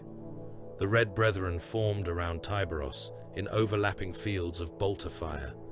They did not try to stop the charge at a distance. They wounded it. They broke rhythm. They blew out knees, shattered weapon arms, ruptured jump packs, cracked helms, and opened throats. Then they closed. The wounded died badly. A possessed warrior slammed into a Red Brethren Terminator and drove talons through his pauldron. The Carcharodon answered by locking a chain fist around the creature's abdomen and cutting until the demon within screamed through every wound at once. Black ropes of intestines spilled across the floor, twitching like snakes. Another possessed kept fighting after losing its head, guided by the thing nesting inside its chest, until a heavy flamer burned the torso hollow and left it stumbling as a walking furnace. Tyberos did not seek the nearest enemy. He sought the strongest. A berserker lord with brass horns and a chain axe carved from the jawbone of some extinct beast hacked through two Carcharodon serfs and leapt at him from a broken stair. Tyberos let the axe strike his shoulder. The blow bit deep, spraying sparks and ceramite fragments. Before the traitor could wrench the weapon free, Tyberos' claw closed around his helm. He squeezed until the metal buckled inward, until the eye lenses burst, until blood poured from the grill in a thick black stream. Then Slake cut through the lord's spine and left his body kicking on the floor. A sorcerer tried to retreat through a side arch, chanting in a language that made the air blister. Tyberos did not follow. He hurled the crushed body of the berserker lord instead. The corpse struck the sorcerer and drove him into a reliquary wall, hard enough to shatter both stone and bone. Before the sorcerer could rise, a Red Brethren warrior nailed him to the wall with bolter fire until the corpse sagged in separate pieces around the impact craters. The Carcharodon's chaplain spoke over the vox. He did not bellow. He did not raise a crozius before the heavens. His voice was a grave whisper, dry as old bone sliding through ash. The Void Father sees. The Forgotten One waits. Leave only silence. The words moved through the kill teams like a pressure change in deep water. The Void Father sees, answered one squad. The Forgotten One waits, answered another. Leave only silence, came the final reply, cold and low from 100 helms. The killing became quieter after that, not less savage, quieter. The Carcharodons began to use the enemy wounded as instruments. A Black Legion warrior with both legs torn away was left alive beside a broken vox node. His armor's pain receptors had been overloaded, his helm grill jammed open, his screams amplified through traitor frequencies. When his brothers came to retrieve him, driven by fury and humiliation, the walls opened with concealed bolter fire. The rescue party died in a crossing storm, their bodies bursting and folding over one another in the narrow corridor. Another crippled champion was dragged into an open plaza and chained to a funerary obelisk with his own trophy links. His distress beacon was left active. His curses echoed across the local command net. The Black Legion answered with a countercharge of possessed and cult shock troops. Tyberos allowed them halfway across the plaza before buried melter charges triggered beneath the corpse dust. The first ranks became vapor. The second fell screaming, legs gone, armor melting into flesh. The third met the Red Brethren advancing through the smoke with claws and chain fists already wet. Tyberos' cruelty had no heat in it. He did not torture because he enjoyed the sound. He did not mutilate to decorate victory. He spent pain like ammunition, fear like a beacon, corpses like walls, screams like lures. Every enemy left alive had a purpose. Every enemy killed personally had been measured as a threat or a symbol worth erasing by his own hand. In the plaza of the Hollow Saints, a Black Legion champion finally broke through the outer kill lanes. He came in Terminator plate lacquered black and edged in brass, skulls chained across his chest, a demon maul in one hand and a combi melter in the other. His helm was crowned with horns taken from beasts killed on worlds no loyalist had ever named. Around him moved the last of his retinue, veterans of the Long War, armor smoking, blades wet, hatred old enough to feel like faith. He pointed his maul at Tyberos. "Grey Carrion," he snarled over the vox. "I am Varkal thrice damned, breaker of the St. Arxian Gate, reaper of the Cadian dead, favored of the War Master. I have worn the hands of loyalist captains at my belt, and drunk the marrow of your corpse, God's sons. Face me, exile beast. Let your brothers watch me make a trophy of your spine." Tyberos said nothing. Varkal fired the combi melter. The blast struck Tyberos square in the chest and wreathed him in white heat. His armor blackened. Warning runes flickered across his plate. A lesser warrior would have fallen, split open, cooked alive in his own ceramite shell. Tyberos came through the light before the champion had lowered the weapon. Varkal swung the demon maul. Tyberos stepped inside the arc. Hunger took the champion's weapon arm at the elbow. Slake drove into his abdomen and began to climb. The chainblade underbite screamed as it chewed upward through layered Terminator plate, corrupted muscle, fused rib, and the wet machinery of organs that had been altered by centuries of warp favor. Varkal tried to speak again.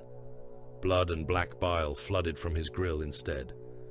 Tyberos lifted him with one claw and held him there while the chain teeth finished their work. The champion came apart from groin to sternum. His entrails poured down in steaming coils across Tyberos's gauntlet. His hearts burst one after the other. His helm twitched, as if some final curse still fought to be born. Tyberos crushed the faceplate flat. Only then did the red wake speak. "Your noise offended the dead." He threw the ruined champion aside. The body struck a marble saint and broke it in half. In orbit and across the burning system, Abaddon received the reports. Surface bastions lost. Grave City command nodes severed. Warbands unresponsive. Champion Varkal dead. Possessed formations baited and broken. Carcharodon's kill teams spreading through the mausoleum districts. The red wake confirmed planetside. The War Master stood amid the alarms, and those who watched him closely saw that rage did not master him. It entered him and became decision. The hidden chapter had mauled his fleet. Now it butchered his warriors across a cemetery world made into a theater of insult. It had not come to rescue the Blood Angels. It had not come to defend Hypersitis. It had come to force him to answer, to drag his gaze downward, to make the War Master of Chaos descend into a battlefield chosen by another. A lesser warlord would have refused out of caution. A lesser butcher would have plunged in out of fury. Abaddon was neither. He understood pride as both weakness and weapon. He knew the cost of allowing the Carcharodons to publicly carve his pursuit fleet apart after Midian. He knew the Long War was fought as much in memory as in blood. If the despoiler let the grey predators feed and vanish, every rival lord, every watching demon, every bitter champion would taste the rumor of it. He turned toward the surface display. "Prepare my descent." A warpsmith bowed. "War Master, the void engagement remains unstable." "Then stabilize it with corpses." A Terminator Lord struck his fist to his breastplate. "The Justaerin blood will answer." "The Black Legion will answer," Abaddon said. The correction was quiet. The Lord lowered his head. On Hypersitis, the plaza of the Hollow Saints had become a mountain of broken black armor. Tyberos stood atop it. The dead lay beneath him in heaps, berserkers with their helms crushed inward, possessed split open and burned hollow.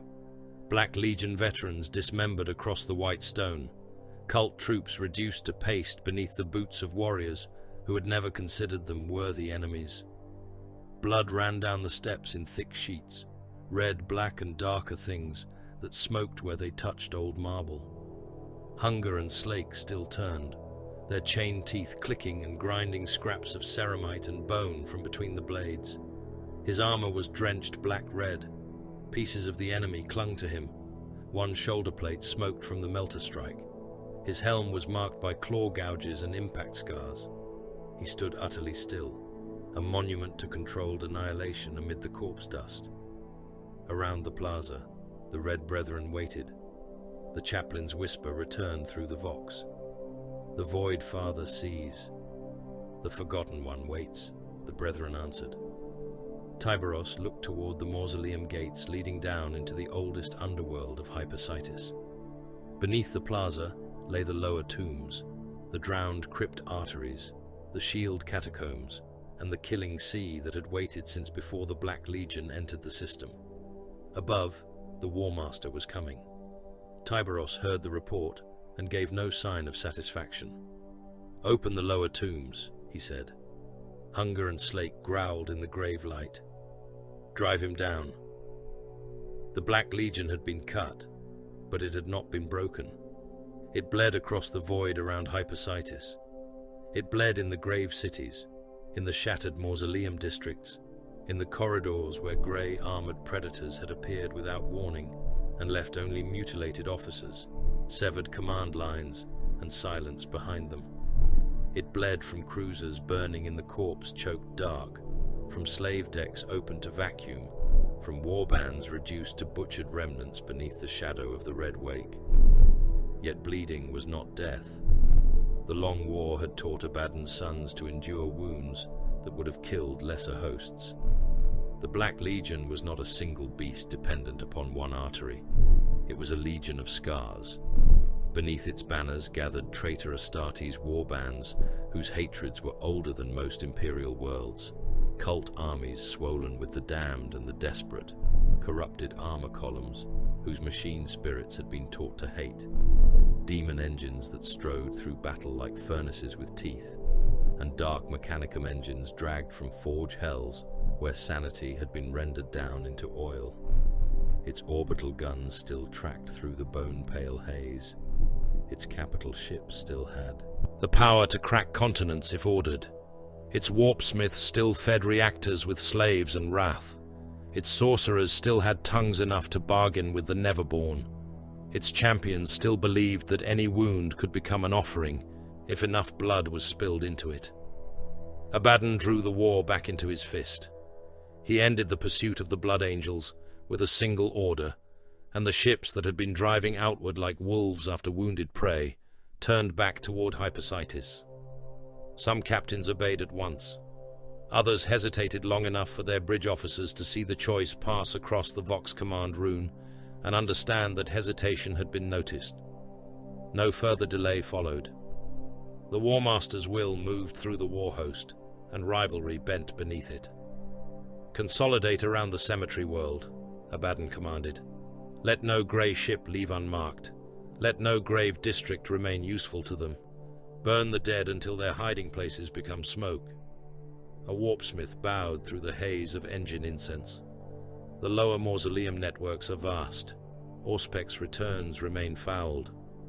Then drown them in fire. The slave stock from Midian is sufficient for rites of revelation. Spend them." There was no anger in the order. That made it worse. The sacrifices began before the next planetary rotation could crawl across the grave world's face.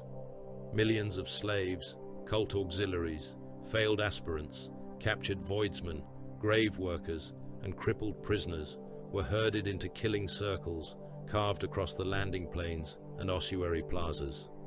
Some were chained to iron pylons. Some were driven into trenches filled with alchemical salts.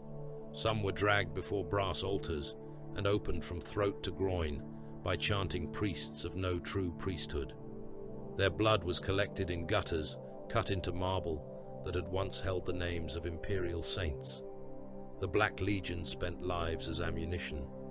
warp rites rose like fever. The air above Hypersitis bruised purple and black. Demonic sigils burned themselves into the cloud cover. The screams of the sacrificed became signal, fuel, and beacon. Sorcerers in horned helms stood knee-deep in blood, their gauntlets lifted, their armor crawling with reflected fire as they called into the immaterium for sight, hunger, and permission.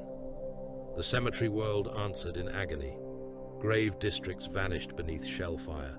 Orbital guns rained punishment upon mausoleum continents until avenues of tombs became glass trenches and ossuary towers collapsed in avalanches of skulls. Macro shells struck cathedral necropolises and blew them open from beneath, hurling reliquaries, sarcophagi, mortuary engines, and burning corpses into the sky. The white dust of the dead mixed with black smoke until the atmosphere resembled a shroud wrapped around a furnace. Corpse vaults became plague pits. The deathless archive of Carthon, where the remains of 16,000 imperial regiments had once been stored in armored order, split beneath demon engine bombardment. Its containment fields failed. Preservative fluids flooded lower streets, carrying loosened bodies in chemical tides. Nurglesque filth, brought by corrupted auxiliaries, took root in the warmth of spilled death.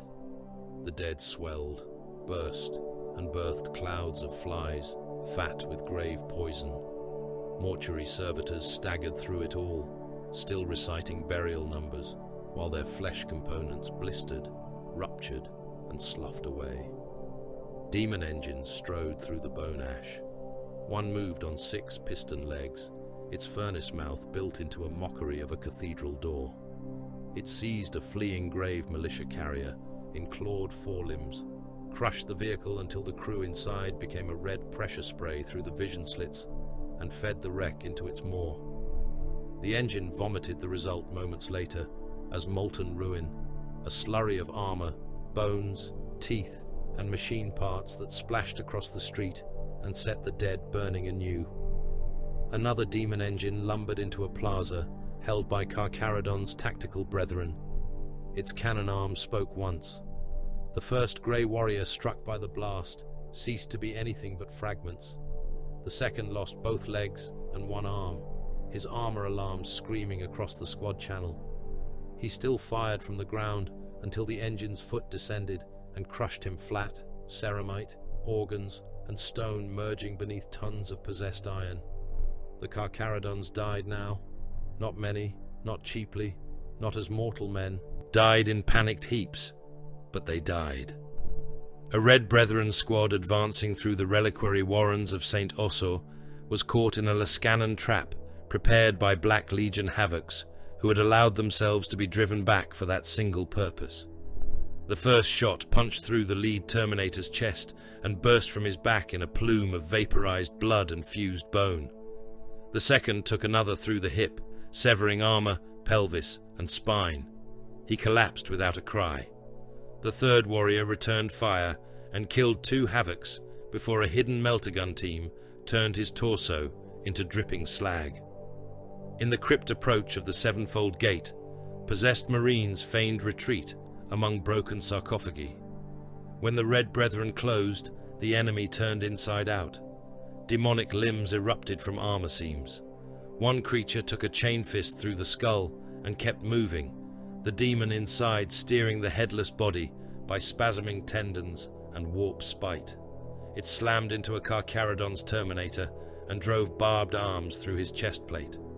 The two fell together, locked in a grinding heap, until another Red Brethren warrior burned them both with a heavy flamer. The possessed shrieked. The Carcharodon did not. At the Plaza of Hollow Saints, Tyberos watched casualty runes appear across his helm display like drops of blood upon cold glass. He did not curse. A curse implied surprise. "Recover the gene seed," he said. The apothecaries moved through fire. One, named Sothar in the chapter's internal rolls, advanced beneath a storm of tracer fire and bone dust. His white-marked armor was already gouged and blackened. A narthecium hung from one wrist, its drill slick with transhuman blood. Around him, Grave militia survivors crawled from a collapsed barricade, screaming for aid as Black Legion shells walked closer. One man had no legs below the knees. Another clutched his stomach closed with both hands. A third reached towards Sothar as though the angel of death might become the angel of mercy if begged correctly. Sothar stepped over them. A Carcharodon's battle brother lay half buried beneath a shattered reliquary engine, his chest plate cracked open, his helm missing, his face reduced to red ruin by shrapnel. He was dead, but his progenoids remained viable. Sothar knelt in the open, ignoring the mortal screams, ignoring the shells, ignoring the cultists firing from the far side of the plaza. His narthecium whined. The drill punched into the corpse. Ribs parted. Tissue opened. Sacred organs were extracted and sealed in armored caskets, while bullets sparked from the stone around him. A wounded grave militiaman grasped Sothar's ankle. "Lord," he begged, blood bubbling over his lips. "Please." Sothar looked down. For a moment, the mortal saw his own reflection in the apothecary's dark eye lenses, small and red and dying. "Continuity is mercy," Sothar said. Then he pulled free and moved to the next fallen brother. Behind him, the militiaman's pleading ended when a shell burst close enough to erase him and the others in a wash of dust, flame, and meat. Beneath the surface war, Abaddon's sorcerers hunted Tyberos with blood. They gathered in the lower nave of a defiled bone cathedral, where the skulls of imperial commanders had been pried from their reliquaries and stacked into a spiral around a pit of boiling gore. Captured Carcharodon serfs were brought in chains. Some had their tongues removed before questioning, because the sorcerers were not interested in answers spoken by mouths. Others were opened alive, so their nerve endings could be read as script. A dark apostle, borrowed from no allegiance but useful blasphemy, dragged a hooked blade across the floor and chanted the names of drowned stars. They sought the red wake. They cast blood into the fire and watched the smoke form shapes. They offered the hearts of grave priests, the eyes of navigators, the hands of captured artificers. They scraped fragments of grey ceramite from dead Carcharodon's armor and ground them between their teeth. They called upon the things behind the veil to show them the chapter master, the giant in ancient plate, the silent killer whose claws had turned Black Legion champions into ruin. At first, the warp gave them nothing, not emptiness, not concealment of the ordinary kind. Cold. The sorcerers tasted depth, pressure, the crushing weight of black water. They saw, not in vision but in instinct, pale shapes moving. Beneath an unseen sea, no banners, no hymns, no burning faith in the manner of other loyalists. The Carcharodons did not shine in the warp like noble warriors or blaze like zealots. Their discipline was not radiant, it was abyssal. Their minds were sealed behind ritual, hunger, silence, and a predation so old that demons circling the rites recoiled from it as from the shadow of a greater appetite. One sorcerer screamed that he had seen eyes below the water. Then his own eyes burst. Abaddon received that report with interest. "The Grey Lord hides poorly from consequence," he said. A sorcerer bowed low, blood running from his nose through the grill of his helm. "War Master, he is difficult to grasp. His warriors are cold in the Empyrean, not faithless, not soulless, cold. Then heat the water." More slaves were driven to the blades. At the edge of the hypersitis system, the blood angels returned. They came wounded. They came diminished. They came with hulls still burned from Midian and names of the dead not yet carved into memory. Their strike cruisers emerged from the translation point like injured predators, turning back toward the scent of those who had wounded them. They did not come as saviors. They had no strength for such vanity. They came as hunters who had found that the pack pursuing them had exposed its throat. The Black Legion detected them at once. The system became a threefold pressure of violence. The Carcharodons struck from concealment and from the grave world below. The Blood Angels harried the outer pursuit elements, punishing any vessel that tried to disengage cleanly or reinforce the surface. Abaddon's fleet, powerful but strained, now had to hold orbit, answer the grey ambushers, contain the cemetery world, and guard against crimson retaliation at the edge of the system. A Blood Angels captain hailed the Carcharodons on a narrow band command channel, his voice controlled despite the damage runes bleeding across his own bridge display. Carcharodon's vessel, this is Captain Malachor of the Blood Angels. Your assault has disrupted the despoiler's pursuit. We stand ready to coordinate fire corridors and ground objectives. By the blood of Sanguinius, you have our acknowledgement. Static answered him. Then a voice, soft enough that the bridge crew leaned toward it despite themselves. Recover your dead. A pause. The rest are ours. The channel died. No one on the Blood Angels bridge spoke for several seconds. The chaplain who had named the Grey chapter earlier lowered his crozier head until it touched the deck. Prideful, muttered one wounded sergeant. The captain watched Hypersitis burn on the display. No, possessive. He understood the insult, but also its shape. The Carcharodons had not come for alliance, honor, or gratitude. They were not asking to share command. They were taking ownership of the kill. The Black Legion's blood, its trophies, its slave decks, its command nodes, its War Master's attention, all had been claimed by the predators from the outer dark.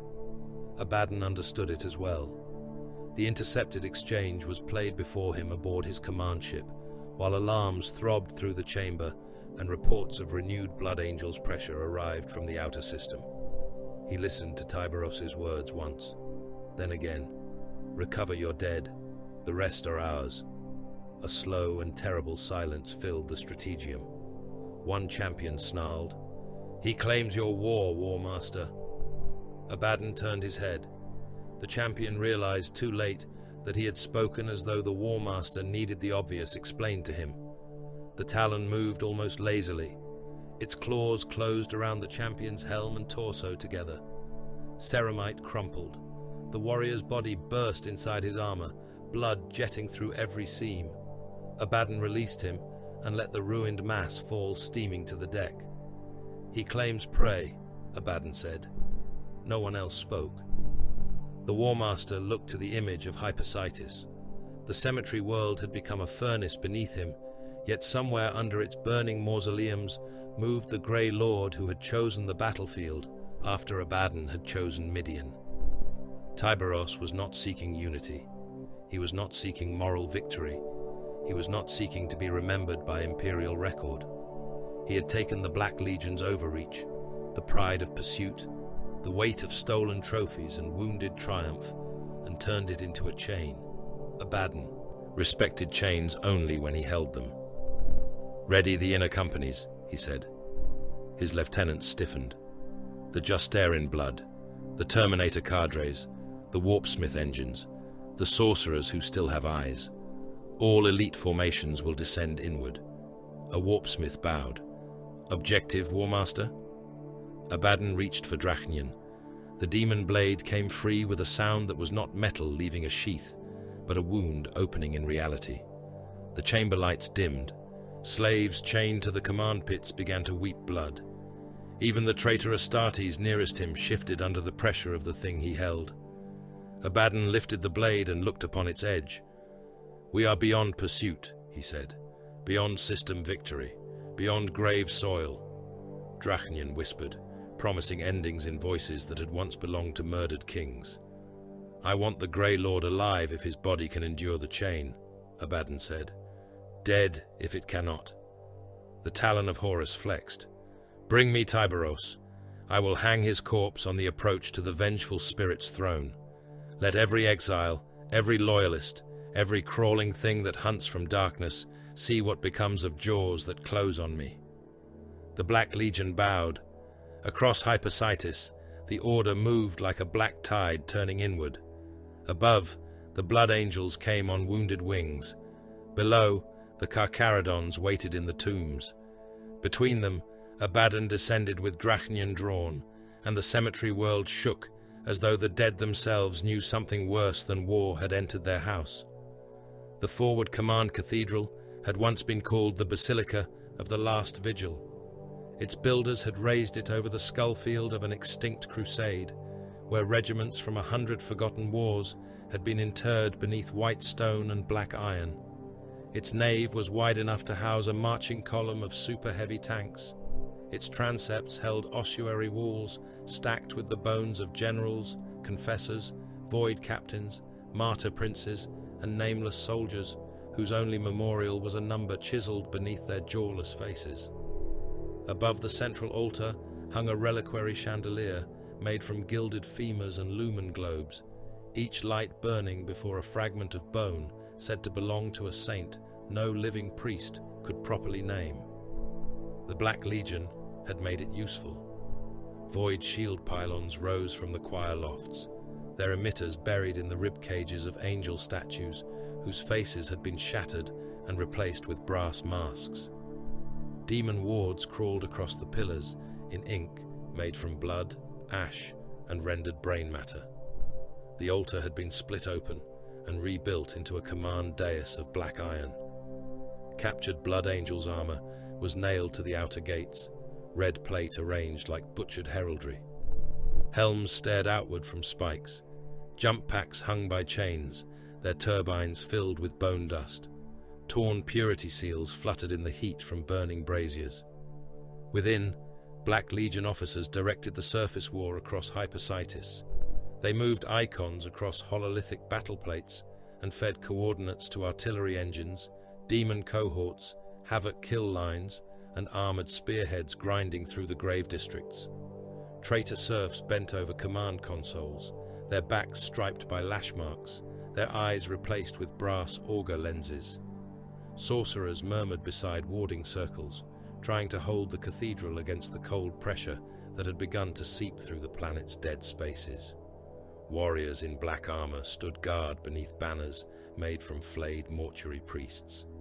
The command cathedral was fortified, warded, shielded, garrisoned, and watched. It died in silence. First, the power failed, not all at once. That would have warned the defenders. It died like a throat being closed by patient fingers. Lumen banks dimmed along the outer aisles. Cogitator screens flickered. The void shield pylons stuttered through brief pulses of blue force. Servitors recited error cant in flat monotone until their vox grills clicked shut. The central hololith held for a moment longer, trembling above the command dais, then shrank into a dull red haze. The Black Legion officer in command turned toward the nearest warpsmith. "What is this?" The warpsmith's mechadendrite spasmed as he stabbed data needles into a console. "Internal severance, not bombardment, not reactor failure. The lower conduits are being cut. Restore them. I require time." The officer drew his pistol and put a bolt round through the warpsmith's skull. The body collapsed over the console, leaking oil, blood, and shattered augmetics. "Then I require another servant." The Vox died next. Every command channel collapsed into dead air. The wider war vanished. The artillery grids, the outer kill teams, the armored reserves, the descent feeds from Abaddon's elite companies, all were swallowed in a single breath of static. The Black Legion officer opened a private channel to the War Master's command network and heard only the whisper of something vast, moving beneath black water. He understood then that the cathedral had been entered before the assault began. "Lock all doors," he ordered. "Seal the nave. Kill anything not marked by the Legion." The air behind him flashed red.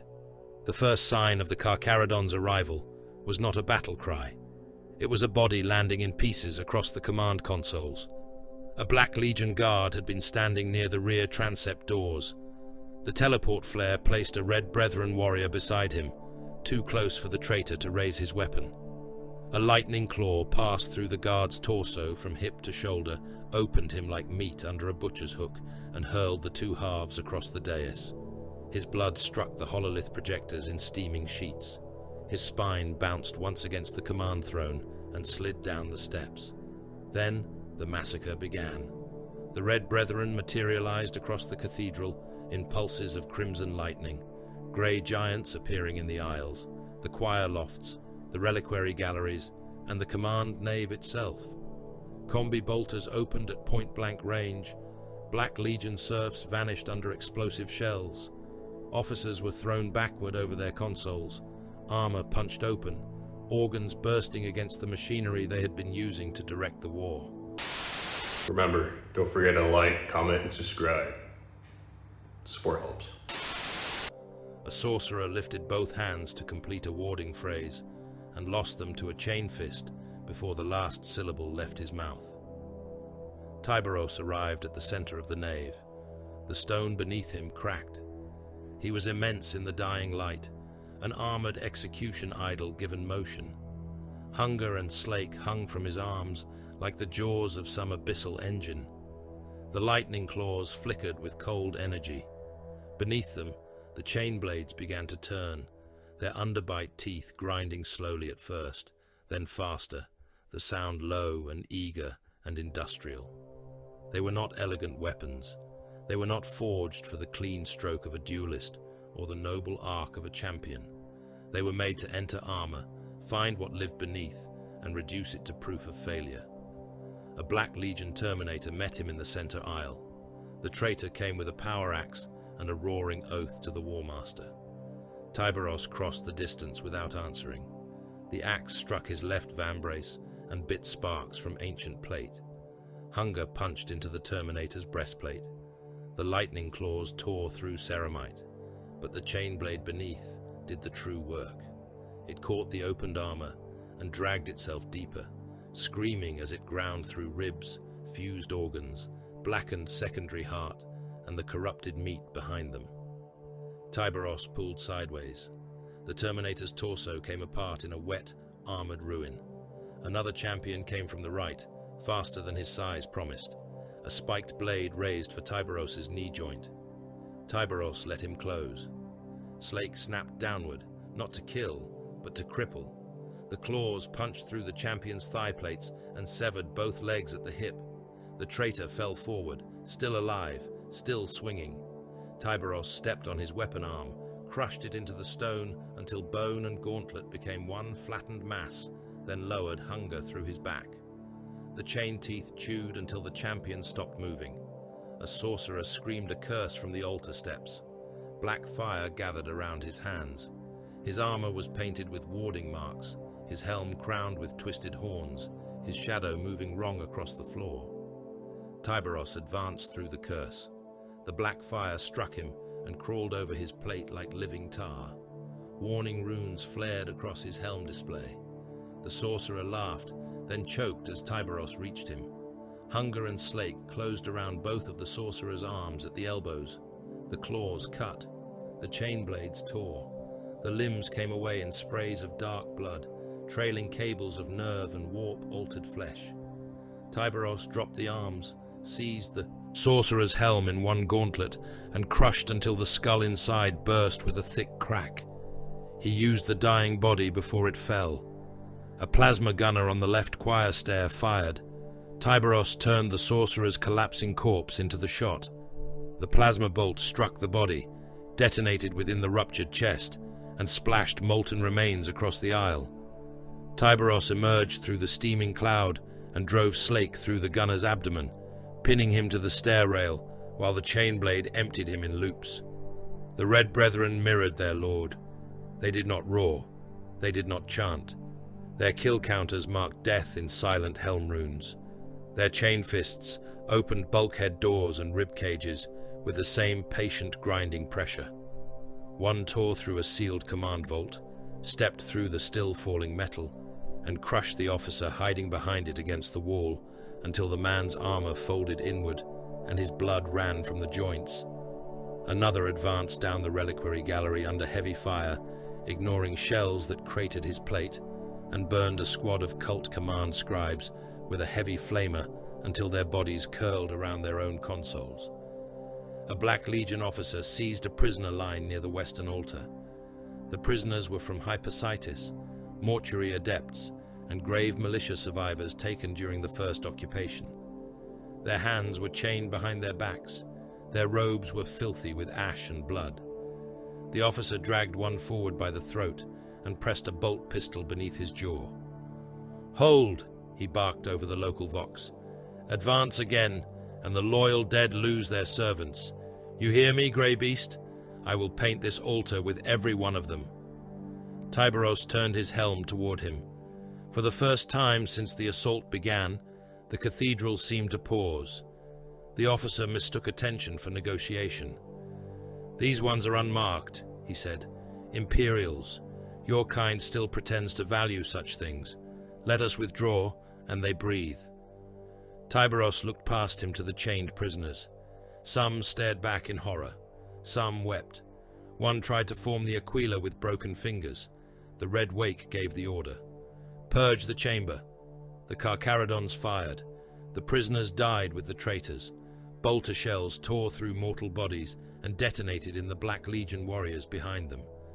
The officer's human shield burst apart across his armor. He staggered, not from injury, but from disbelief that the leverage had been nothing. Tyberos came through the blood mist and took his legs with hunger.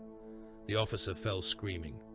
Slake entered his chest and pinned him to the altar stones. "Hesitation is a disease," Tyberos said. The officer tried to curse him. Tyberos twisted the blade. The cathedral fell by measured atrocities. The shield pylons were disabled. Their guardians were killed. The command dais was ripped apart. Demon wards were defaced with melter charges and broken open by tech marines, whose Binharic cant sounded like iron teeth clicking in prayer. The Carcharodons did not preserve the cathedral's sanctity because the cathedral had already failed the dead it housed. They reduced it to function. They took data cores. They marked teleport signatures. They executed prisoners who bore corruption. They chained those who might yet provide useful coordinates. At last, the final Black Legion resistance gathered beneath the shattered reliquary chandelier. A knot of veterans formed around a banner of the Long War. They were wounded, but not weak. Their champion had lost one eye lens and part of his left hand. He leveled a combi weapon at Tyberos and spoke through a grill choked with blood. "You have taken a room," he said. "The War Master has taken worlds." Tyberos walked toward him. The veterans fired together. Bolter shells struck the Red Wake's armor. Plasma burned across his pauldron. A melter blast scorched the stone beside him and turned bone stacks into vapor. He came on through it all, not invulnerable, not untouched, but inevitable. The Red Brethren moved with him. The distance closed. The banner fell first, then the champion, then the veterans. When the killing ended, the Basilica of the Last Vigil belonged to silence again. Only then did the trap reveal itself. The command cores the Carcharodons had seized did not resist extraction. The shield logs opened too easily. The teleport residue in the nave had been tracked by instruments hidden not in the cathedral, but beneath it. Abaddon had allowed the command node to be vulnerable enough to tempt an execution strike. He had let it matter enough to demand Tyberos's presence. The cathedral had been a throat offered to the blade, so that the hand holding that blade could be found. A warning rune flared across the Red Brethren network. Then the counter-teleportation snare ignited. The cathedral walls flashed with demon-forged script. Reality lurched. The air folded in on itself. Several Red Brethren preparing for redeployment vanished in broken crimson light, then reappeared wrong. One materialized halfway into an ossuary wall. Stone fused with his armor. Bone reliquaries pierced his torso. His right arm remained free, clawing once at the air, chain fist grinding without purchase. His helm vox clicked with a single burst of static before his life signs failed. Another appeared inside the floor up to his chest. His lower body, sealed within sanctified marble, turned suddenly hostile by warped geometry. He tried to lift his weapon. The pressure crushed him from below. Blood erupted from his gorget and helm seals. A third was caught in demon-forged iron near the altar. His armor and the metal lattice joined together in a grotesque cruciform shape. He remained alive for several seconds, twitching inside fused plate, his twin hearts hammering against metal and stone that had become part of him. A Black Legion kill team emerged from a concealed crypt hatch, laughing as they saw the trapped warrior. They came with trophy knives. Tyberos turned his helm toward the fallen. No grief crossed the command channel, no cry of outrage, no lament. The Carcharodons registered losses as fact, sacred only in what they demanded next. "Relic denial," Tyberos said. Akaton's voice answered from orbit. "Confirmed." The armor of the dead Red Brethren detonated. Charges hidden within their warplate blossomed in white fire. The warrior fused in the wall became a burst of ceramite shards, bone fragments, and scorched stone. The one trapped in the floor erupted upward, taking the laughing traitors with him in a storm of shrapnel and sacred ruin. The cruciform brother exploded as the trophy seekers reached him, turning their bodies into red vapor and scattering their blades across the altar steps. No relic remained. No body became a banner. No brother of the Red Brethren would hang from Abaddon's chains, while Carcharodon's hands could still close into fists. Tyberos stood amid the smoke and falling ash. His armor was torn in places, scorched in others. Hunger and slake dripped with black blood, mortal blood, transhuman blood, and stranger fluids that hissed upon the old stone. Around him, the surviving Red Brethren regrouped without command. Their kill runes glowed. Their dead had been removed from the enemy's future. The private Vox channel opened. Not the Carcharodon's command net, not a general broadcast. A narrow signal, forced through layers of encryption and warded silence by a will that had broken greater things than codes. Abaddon's voice entered Tyberos's helm. "I know you now, Shark of the Abyss." There was no battle noise behind the Warmaster's words, no strain, no haste, only vast contempt, sharpened by interest. Tyberos did not answer immediately. He looked across the ruined command cathedral, at the broken altar, the burst bodies, the Blood Angel's armor still nailed to the gates, the bones of the Imperial dead shaken from their resting places and ground beneath the boots of monsters. He saw the shape of Abaddon's trap and the shape of the path beneath it. The Warmaster had found his pattern. Good. Prey that knew it was hunted ran harder. Tyberos lifted hunger and slake. The chain teeth began to turn again, low and patient. "Then you know what follows blood," he said. The Vox clicked dead. Beneath the cathedral, the lower tombs opened wider. Abaddon answered the wound with the part of his war host that did not need rage to kill. The lesser cult packs had howled and died in the grave streets. The eager champions had spent themselves against the silence of the Carcharodons and left their skulls split on ossuary stone. Possessed things had clawed at shadows and found chain fists waiting in the dark. Berserkers had charged into prepared fields of fire and fed the dust of hypersitis with arterial spray. The cemetery world had drunk deeply, but the despoiler had not yet opened the true fist of the Black Legion. Now he did. Terminator elites descended through the smoke, black plates scarred by centuries of war, their shoulders heavy with trophies taken from chapters, regiments, shrine worlds, and dead empires. Some bore lineage marks that reached back to the Justarin, or claimed to, and none who heard the claim laughed where Abaddon might hear. They walked beneath the fire as if the shells bursting around them were weather. Combi weapons spat death in disciplined volleys. Power fists crushed barricades, helms and rib cages with the same indifferent pressure. Chain fists carved open bunker doors and the men hiding behind them. Veteran warbands hardened by the long war moved beside them, not as a mob, but as interlocking blades. Havoc kill lines established themselves in the collapsed upper galleries of mausoleum spires, their heavy weapons sighted along avenues already marked by hidden augurs. Warpsmith engines crawled behind them, dragging cables through the ash, repairing disabled gun platforms, reawakening corrupted armor, and feeding demon machinery with prisoners whose screams were translated into motive force. Sorcerers raised null zones over selected districts, deadening vox, troubling teleport locks, and turning the air cold enough that mortal blood steamed when it hit the stone. The battlefield changed shape. It became layered. Hypersitis' grave cities split beneath artillery. Macro shells and siege charges tore canyons through ossuary avenues, leaving cliffs of broken tombs and exposed burial vaults. Entire boulevards vanished, replaced by trenches filled with white bone dust, burning promethium, splintered sarcophagi, and the red ruin of men caught in the first impacts. Orbital wreckage fell through the atmosphere in incandescent sheets.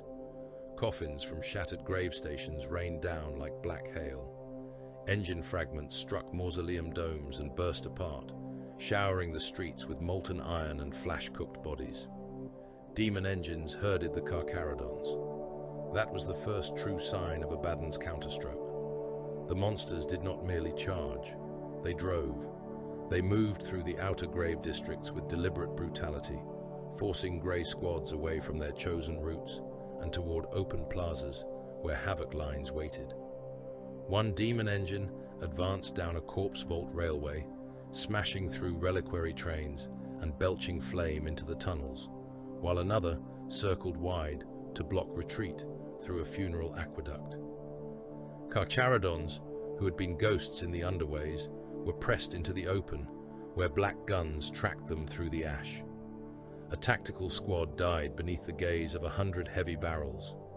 They emerged from a broken crypt stair after crippling a warpsmith shrine, only to find the street beyond already sighted. The first warrior took a lascannon through the helm and vanished from the neck up, his body remaining upright for a heartbeat before falling backward into his brothers. Autocannon fire punched through the next two, staggering them, breaking armor, bursting organs against their inner plate. The sergeant marked the havoc line and returned fire, killing one traitor gunner and wounding another, before a missile struck the wall behind him and hurled him into the open. Heavy bolter shells found him there and tore him apart piece by piece, until only a twitching arm remained locked around his bolter. Abaddon had stopped hunting their shadows. He attacked what shadows required. Teleport anchors hidden beneath the ossuary districts were bracketed by sorcerous divination and pounded by lance fire from orbit. Ammunition reliquaries seized by the Carcharodons were hit by armored thrusts that ignored other targets entirely. Gene seed recovery teams became priority kills. Apothecaries moving under fire found themselves marked by sniper beams, warp flies, and servo skulls packed with explosives. Thunderhawk landing vaults were shelled until their roof plates buckled and the craft within burned before they could launch.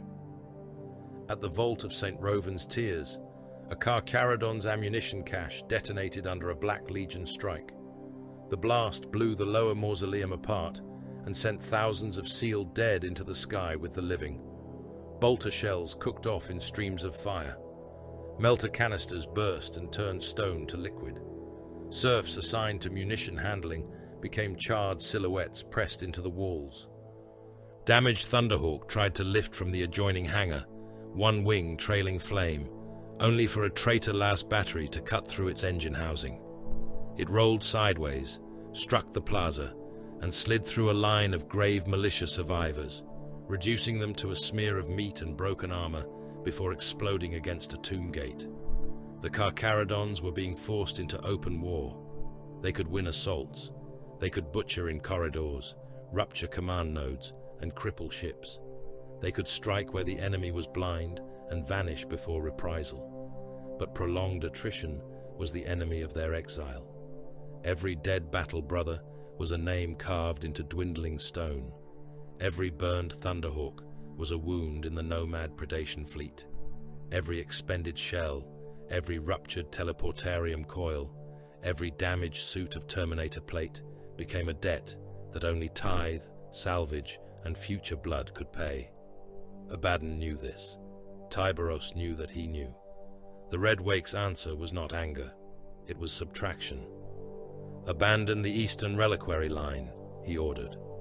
Akaton's voice returned through the command net. "Mortal allies remain within the line." They are not the line. Support craft Talon of Lear reports engine failure in the lower descent vault. Crew requests extraction. Deny extraction. Detonate if boarded. Secondary objective vaults contain viable armory salvage. Leave them. Each order cut away weight. Each order killed someone who might have lived if mercy had been allowed a vote. Grave militia companies were left behind to delay demon engines for minutes. Penal wardens who had fought well enough to earn notice were not rescued when their corridor collapsed behind traitor armor. Damaged support craft were rigged as traps, their crews either withdrawn if convenient or sealed inside if not. The Carcharodons preserved not the battlefield, not the civilians, not the honor of allies, but the edge of the blade they had brought for one decisive cut. The Blood Angels hailed again through a narrow tactical band. Their captain's voice was controlled, but beneath it lay grief, sharpened into purpose. Carcharodon's command, we have re-established strike capability over the western mausoleum belt. Provide coordinates. We can relieve pressure on your surface formations and sever the despoiler's armored reserve. Tyberos stood in the under-crypt approach beneath the Grand Ossuary, surrounded by red lumen, dripping stone, and the distant thunder of the world dying overhead. Around him, red brethren checked weapons in silence. Hunger and Slake rested at his sides, chain teeth still for the moment, their casings streaked with dried black blood. He looked at the tactical projection. The Blood Angels could help. They could also see too much. He gave them coordinates, not false in the crude sense, not useless, peripheral, plausible. A Black Legion artillery chain, a demon engine repair yard, a supply corridor full of cult troops and fuel haulers. Worth killing, worth bleeding, far enough from the true lower tomb routes that Crimson Eyes would not watch the jaws close. Strike there, Tyberos said. The Blood Angels captain answered after a pause. Those coordinates do not relieve your central front. No. Your formation will be isolated. Yes. Another pause. By Sanguinius, what are you doing down there? Tyberos ended the channel. Above, the Blood Angels struck the targets given to them, and the wider battle benefited from the fire. Black Legion artillery positions burned, fuel carriers detonated, a demon engine yard erupted beneath precision bombardment, molten brass and screaming machine spirits flung into the sky. The sons of Sanguinius fought with wounded wrath, never knowing that their useful fury had been kept carefully at the edge of the true design. Abaddon's cruelty escalated in answer. He ordered captured loyalists driven into the mine belts ahead of his advance. Grave militia prisoners, wounded Blood Angels serfs, mortuary adepts, failed cult troops, and slaves who had displeased overseers were chained in great masses and forced forward under the lashes of Black Legion enforcers. They stumbled through corpse dust and shell craters, weeping, praying, cursing, or staring empty-eyed at the grey ruins ahead. Mines took them in clusters. The first blasts tossed bodies into the air in wet fragments. The second line was forced over what remained of the first. The minefields revealed themselves through human detonation, one screaming step at a time. Where Carcharodon's firing positions opened upon the slave masses to silence the approach, Black Legion guns answered. Havocs watched for muzzle flare. Warpsmith engines tracked heat bloom.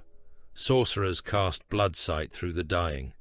Every mercy shot, every practical burst, every attempt to cut down the living screen became a marker. The Black Legion spent lives by the million and counted them well spent. Tyberos permitted the slaughter to continue longer than any loyalist commander with a softer soul could have endured. The chained prisoners died in heaps. Mines opened them. Bolter fire folded them. Demon engines trampled those who fell. Their screams flooded the local vox until Carcharodon's serfs muted the channels.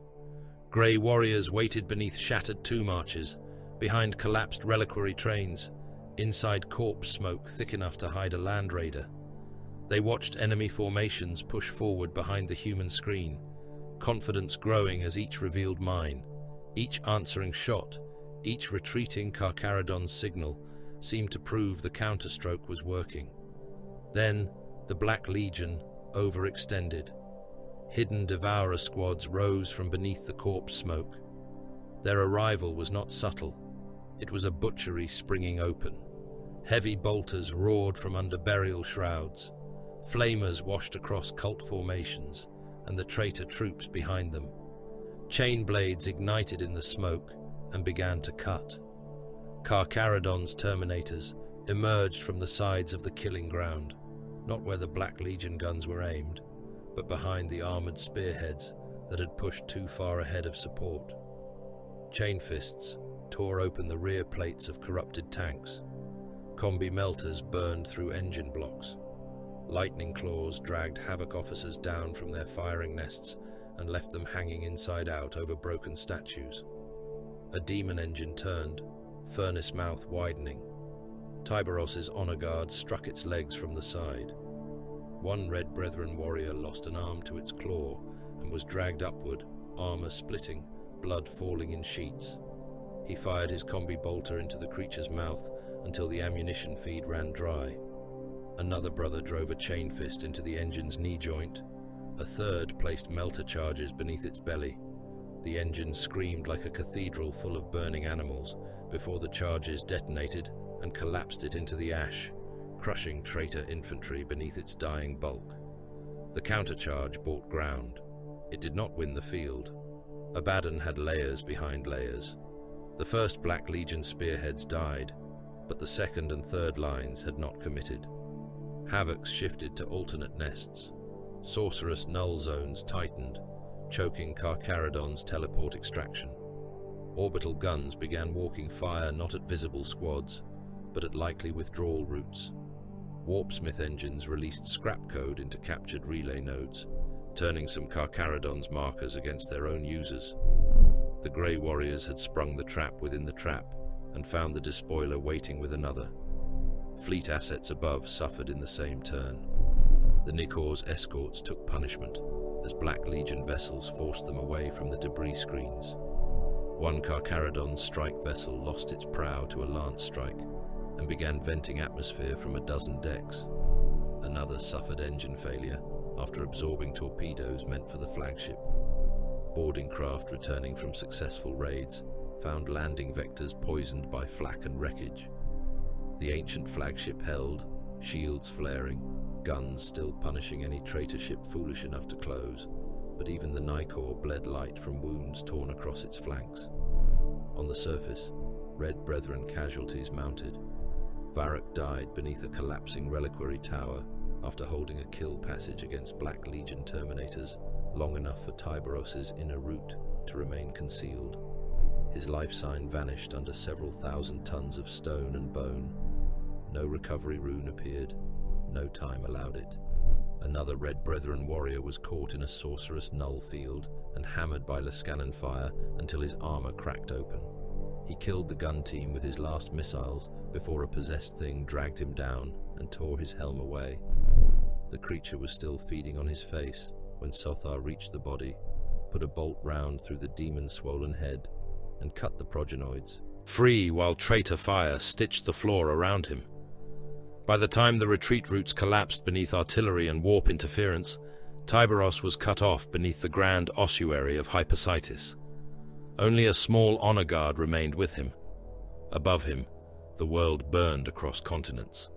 Around him, the underworld shook as void shield projectors woke in the deep. Behind him, Carcharodon's formations fought to preserve the illusion that their lord had been trapped by necessity rather than design. Before him, the tunnels of the grand ossuary descended into darkness older than the current war, stacked with the bones of 10,000 imperial generations. Abaddon saw the opening. He had damaged the fleet. He had killed Red Brethren. He had forced the Grey Predators into the open and struck their logistics until their stealth became costly. Tyberos was isolated beneath the cemetery world, his command narrowed to a handful of warriors and failing channels. To the warlords around the despoiler, it looked like victory. Perhaps it was. Abaddon descended. His landing craft cut through the burning sky, surrounded by elite escorts, black shapes dropping into ash storms and grave smoke. Around the descent zone, Terminator cadres formed a moving fortress. Sorcerers walked inside circles of warded iron. Warpsmith engines crawled beside them, dragging cables, guns, and screaming sacrifices. Draconian hung at the Warmaster's side, and the talon of Horus flexed with each step as he crossed the shattered threshold of the Grand Ossuary. The entrance yawned before him, vast enough to swallow cathedrals, its archway made from fused skulls plated in ancient silver. The air rising from below was cold, wet, and utterly still. Behind Abaddon, Hypersitis raged. Continents burned, grave cities collapsed. Blood Angels and Black Legion ships traded fire at the system's edge. The Nicor fought like a wounded Leviathan in orbit. Millions died in the dust and flame. Below, far beneath the furnace of war, Tyberos waited among the bones. He stood in the dark with hunger and slake silent at his sides, surrounded by the dead of 10,000 Imperial generations and the last warriors of his honor guard. The sea beneath the tombs was black. The jaws were not yet closed. The Grand Ossuary did not descend like a fortress. It drowned. Its upper halls gave the illusion of stone, bone, and solemn architecture. Vast stairways spiraled through caverns lined with skulls. Reliquary bridges crossed chasms filled with stacked sarcophagi. Silvered arches carried the weight of tomb cities above, and mortuary statues watched with blind marble eyes as Abaddon's elite formations advanced beneath them. The Black Legion moved with harsh discipline, black plate catching the cold lumen glow, weapons tracking every shadow, boots grinding powdered bone into the ancient floor. Then the stairways ended. The underworld opened. Beneath Hypersitis lay oceans no sun had ever touched. They had once been reservoirs of preservation fluid, chemical lakes where the sealed dead were lowered in armored caskets before interment. But the slow murder of centuries had changed them. Vaults had flooded, catacombs had cracked, corpse oils, embalming liquor, grave runoff, promethium seepage, and the dissolved remains of the uncounted dead had gathered into black water that breathed cold vapor through the bones of the planet. Mortuary oceans filled the deep places. They lay still beneath cathedral ceilings of rock and ossuary metal. Bone islands rose from them, formed from collapsed reliquary stacks and coffin drifts fused by age, pressure, and mineral growth. Submerged tunnels ran beneath the surface like drowned arteries. Forgotten shield reactors slept in iron sanctums, half swallowed by water. Rails vanished beneath the black lakes and emerged again miles away through curtains of mist. Pressure chambers sealed entire districts where generations of dead had been stored behind adamantium gates, their identification plaques corroded into unreadable prayers. Abaddon entered the deep with the confidence of a conqueror who had seen stranger hells than this. His Terminator elites moved ahead in layered formation.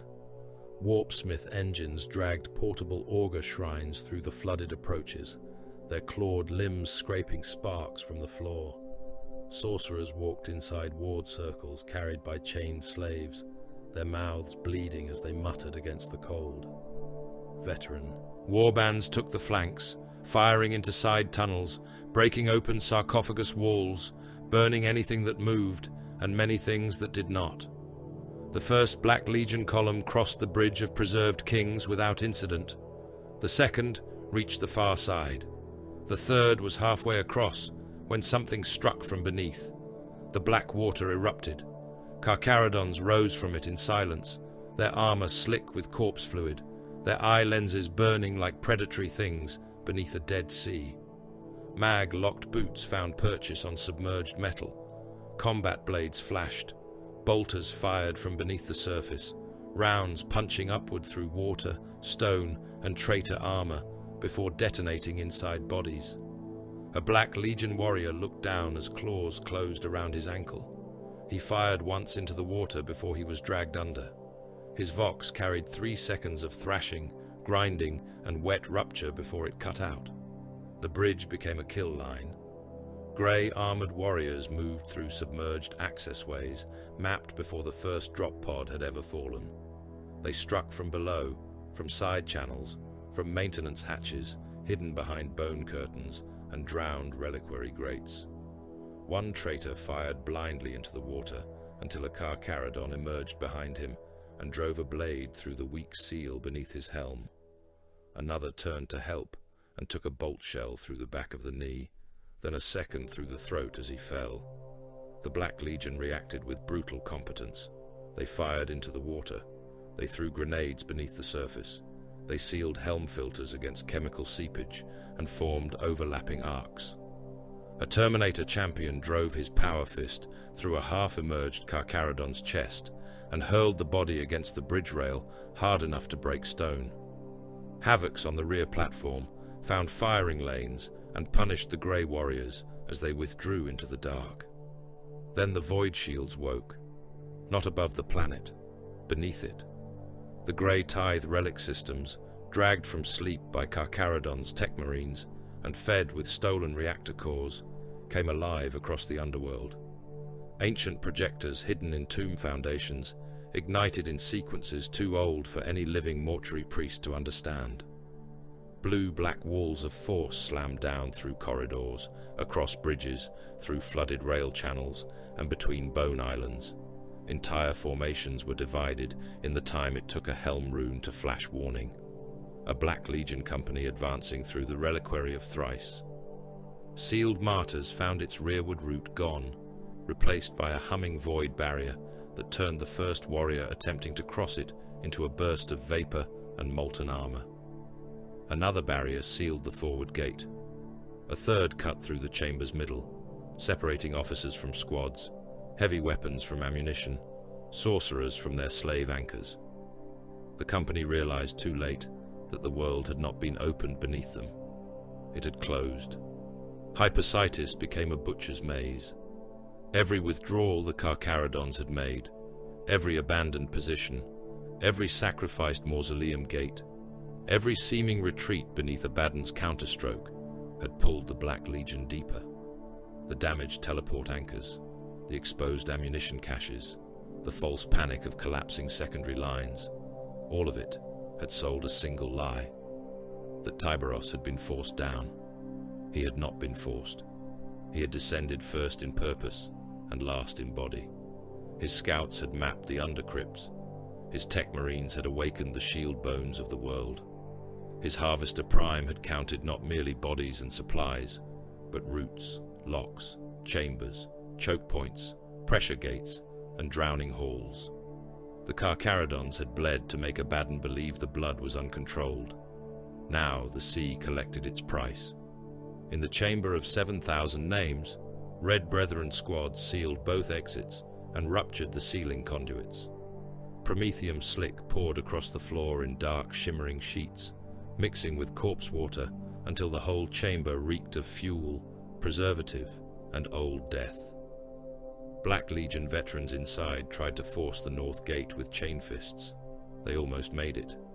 Their champion broke 2 locking teeth and killed the Carcharodon holding the threshold, crushing the Grey Warrior's helm between his fist and the gate frame. A heavy flamer fired from the upper gallery. The chamber became a sun.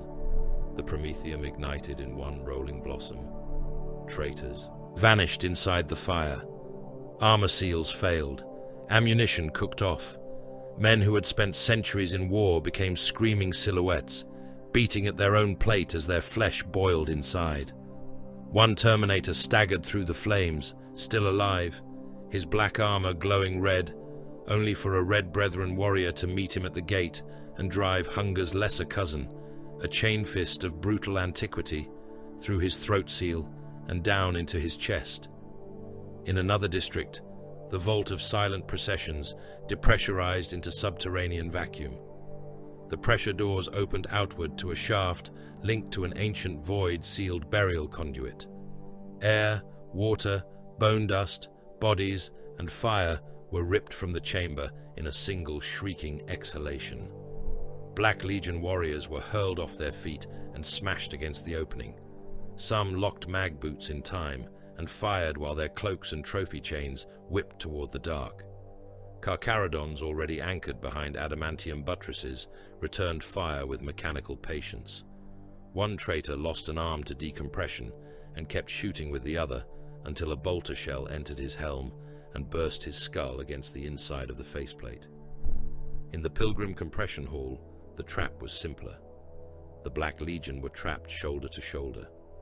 Void shields sealed the long chamber behind and ahead. Side vents opened. Grey Terminators entered through maintenance shutters too small for lesser armor, but widened in advance by melter charges. Chain fists began to turn. There was no room for strategy, no room for maneuver, no room for the grand hatred of the Long War. There was only pressure, screaming metal, and the slow forward grind of red brethren in ancient plate. The first rank died fighting. The second rank died trying to fire over the first.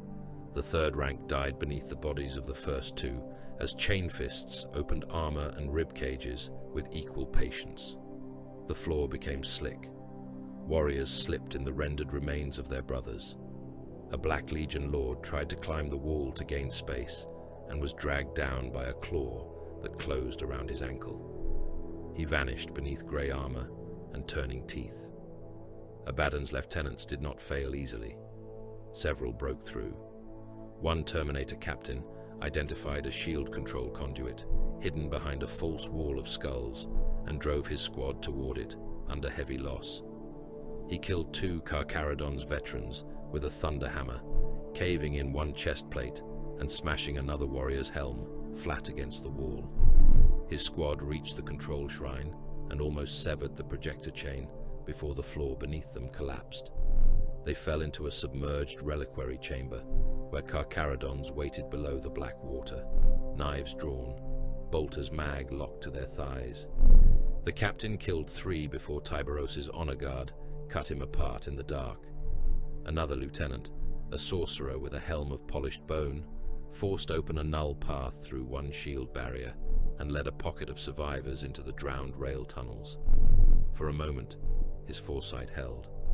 He saw ambush points and avoided them. He turned his warriors away from false heat signatures. He silenced 2 Carcharodon scouts with witchfire that burned them inside their armor. Then he reached a chamber where no future answered him. The walls were lined with coffins. The water reached his waist.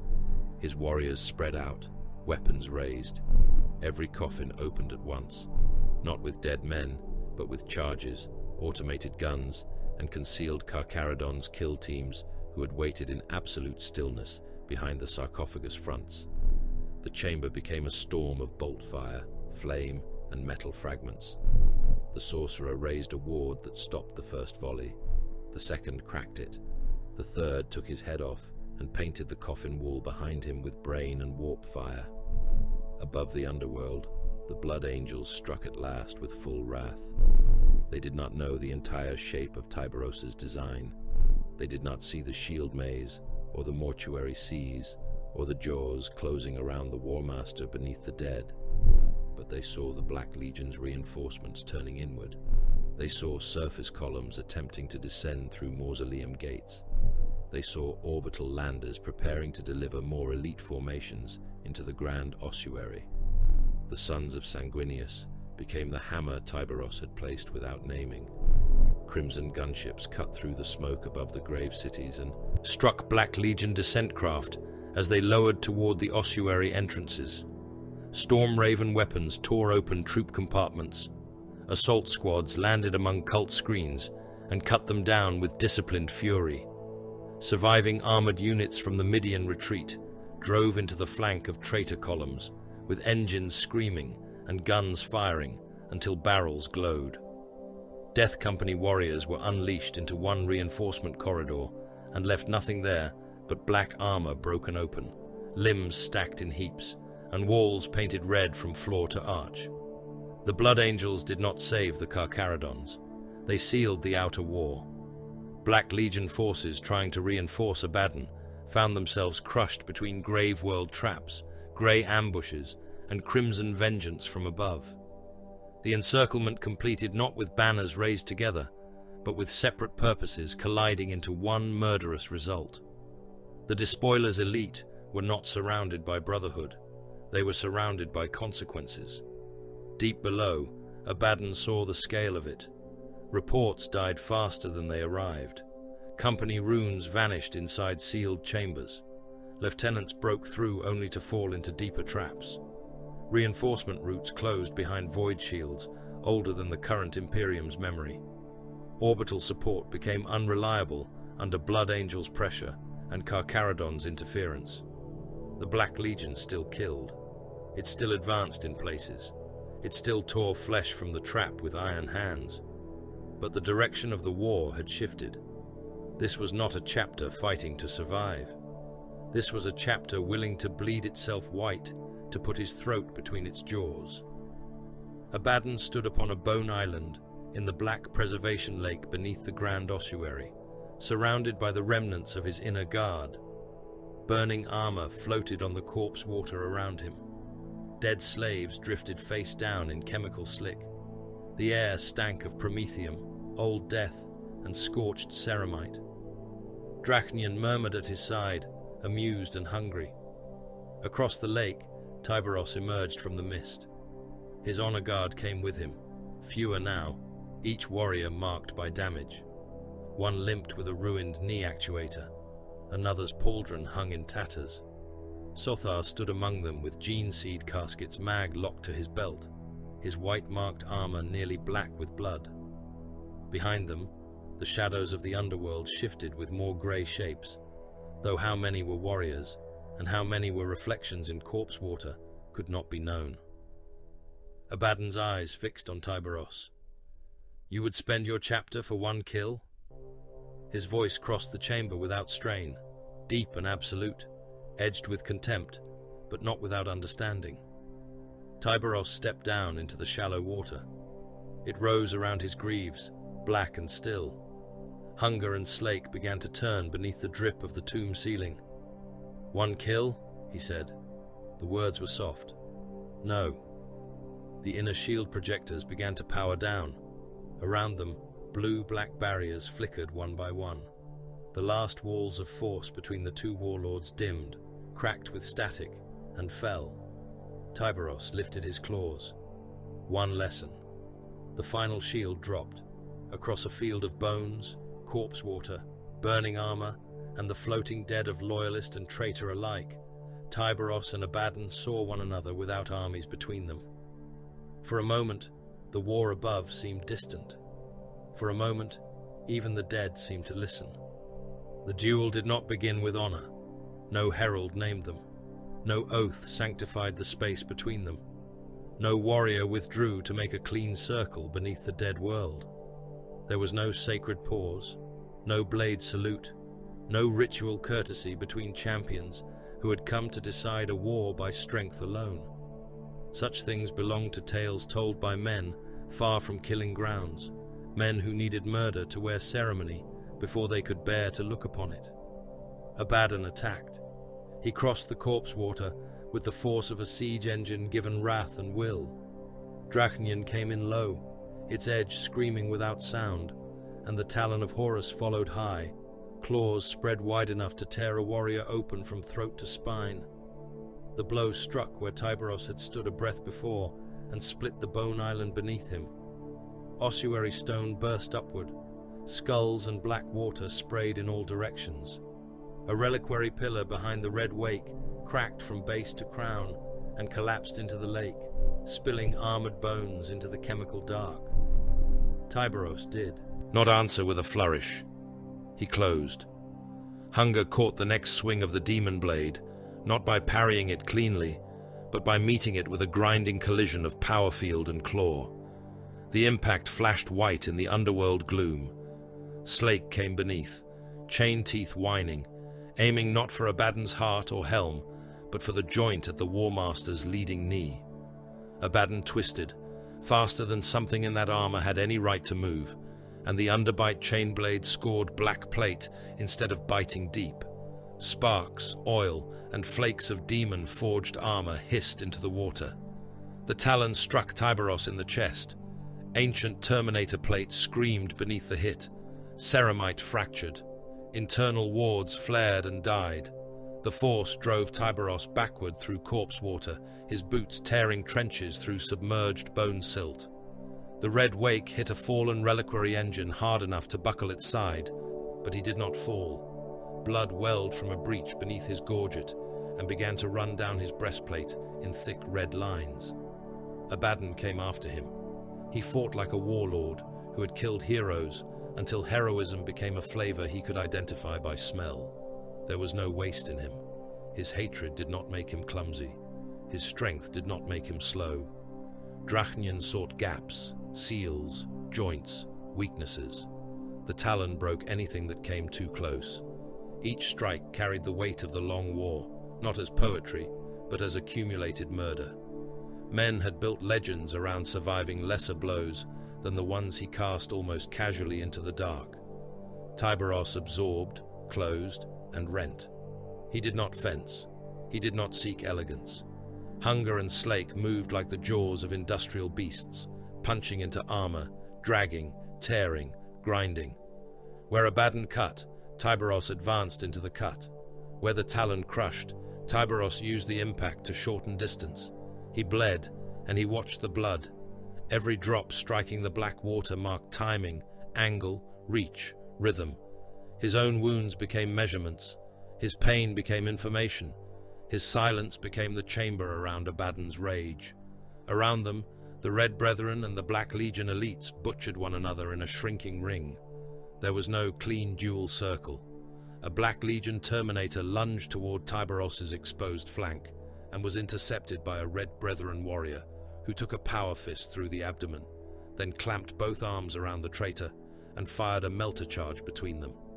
The blast turned both into a burst of white fire and raining armor fragments.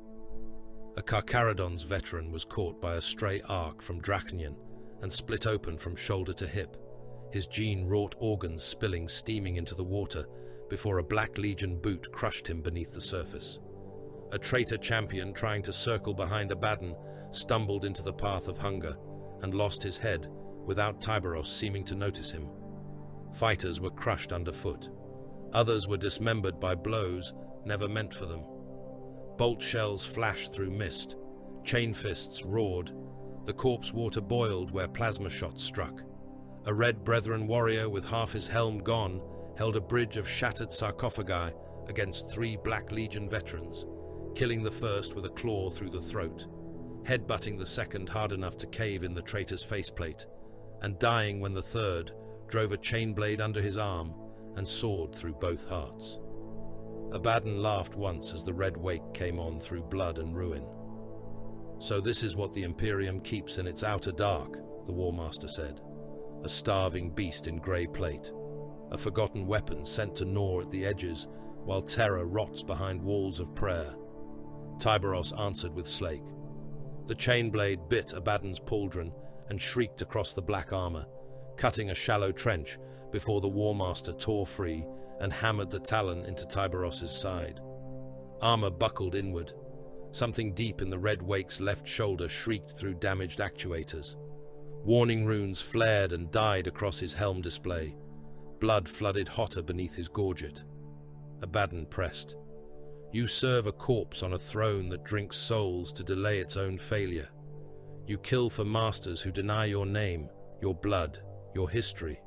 Exiles, predators, ash-colored dogs thrown beyond the light and called loyal because you still bite the enemies of men who fear you." Tyberos moved through the words as though through smoke. Drachnian came for his neck. Hunger met it, sparks spraying like stars across the dead lake. The talon drove forward to seize his helm. Tyberos turned his head just enough that the claws scored deep along one side instead of closing. Slake rose beneath Abaddon's guard and punched into the War Master's lower breastplate. The lightning claws sank shallow, held for less than a heartbeat, and the chain teeth beneath them ground into the outer layer of demon-forged plate before Abaddon twisted free. Tyberos spoke only then. "You speak because you fear silence." Abaddon's answer was Draconian.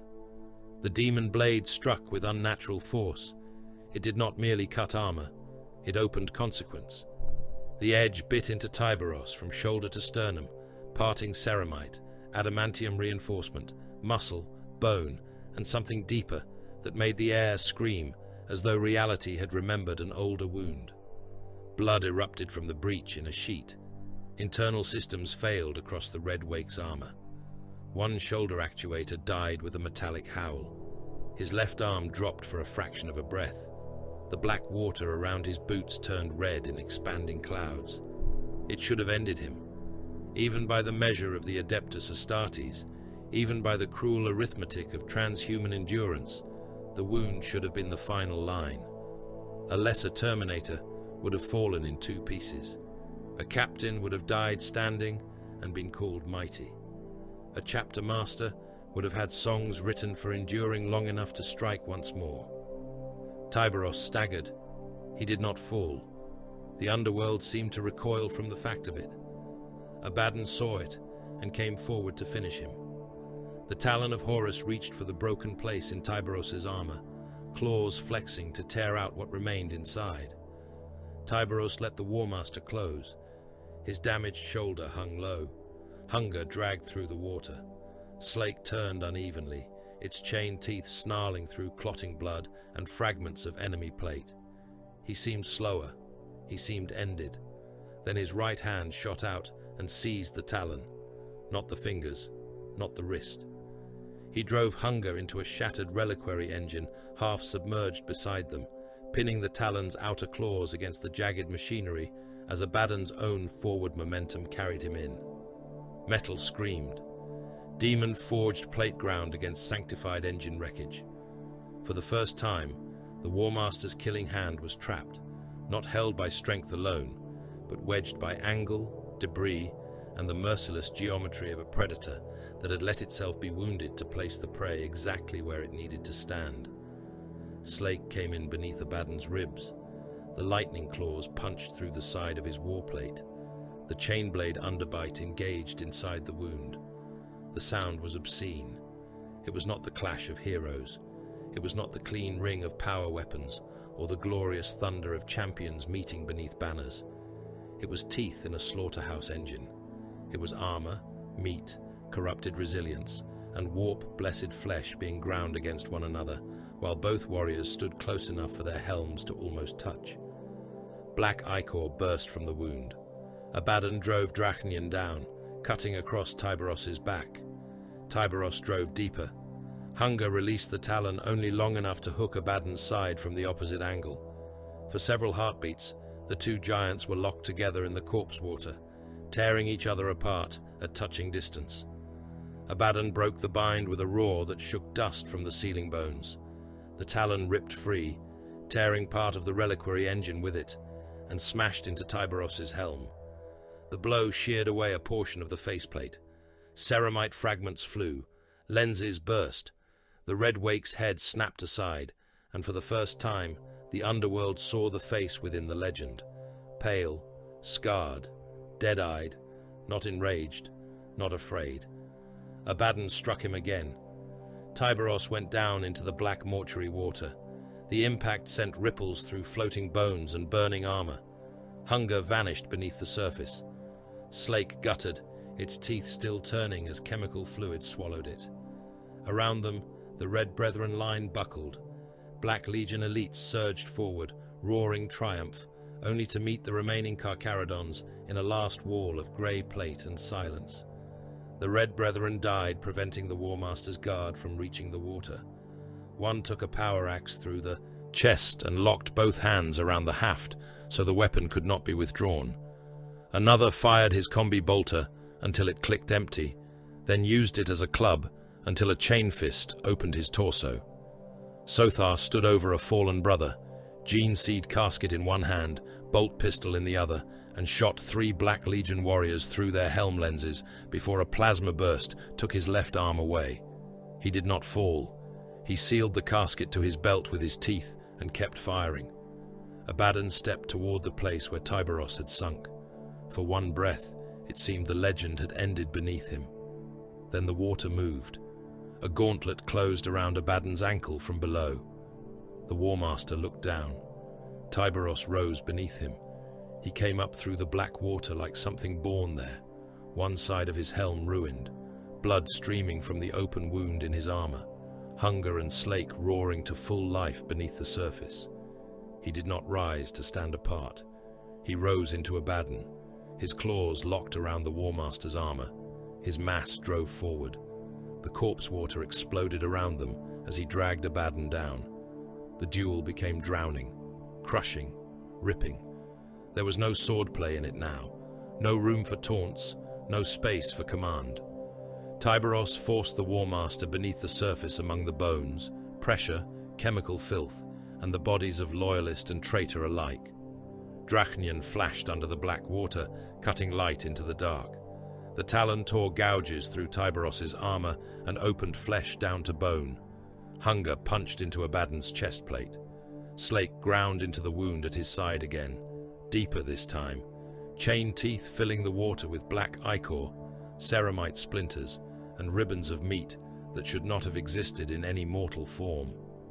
Abaddon fought like a god of war, dragged into an animal's killing place. He hammered Tyberos against the submerged bone island hard enough to crack it. He drove Drachnian through the red wake's side.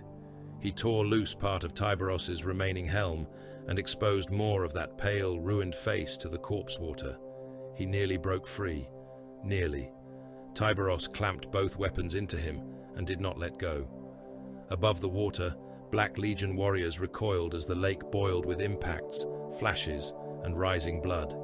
The Red Brethren died in heaps to keep them back. A traitor tried to leap into the water to aid his Warmaster and was caught by a Carcharodon's chain fist that split him from groin to crown.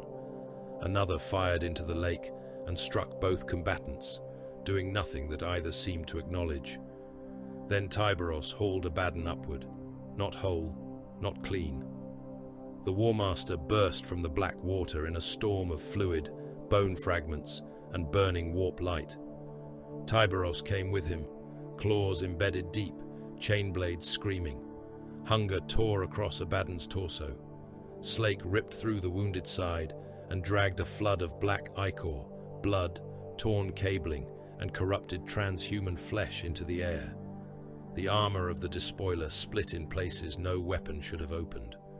Something within him howled that was not a man, not a demon, but the shared outrage of both.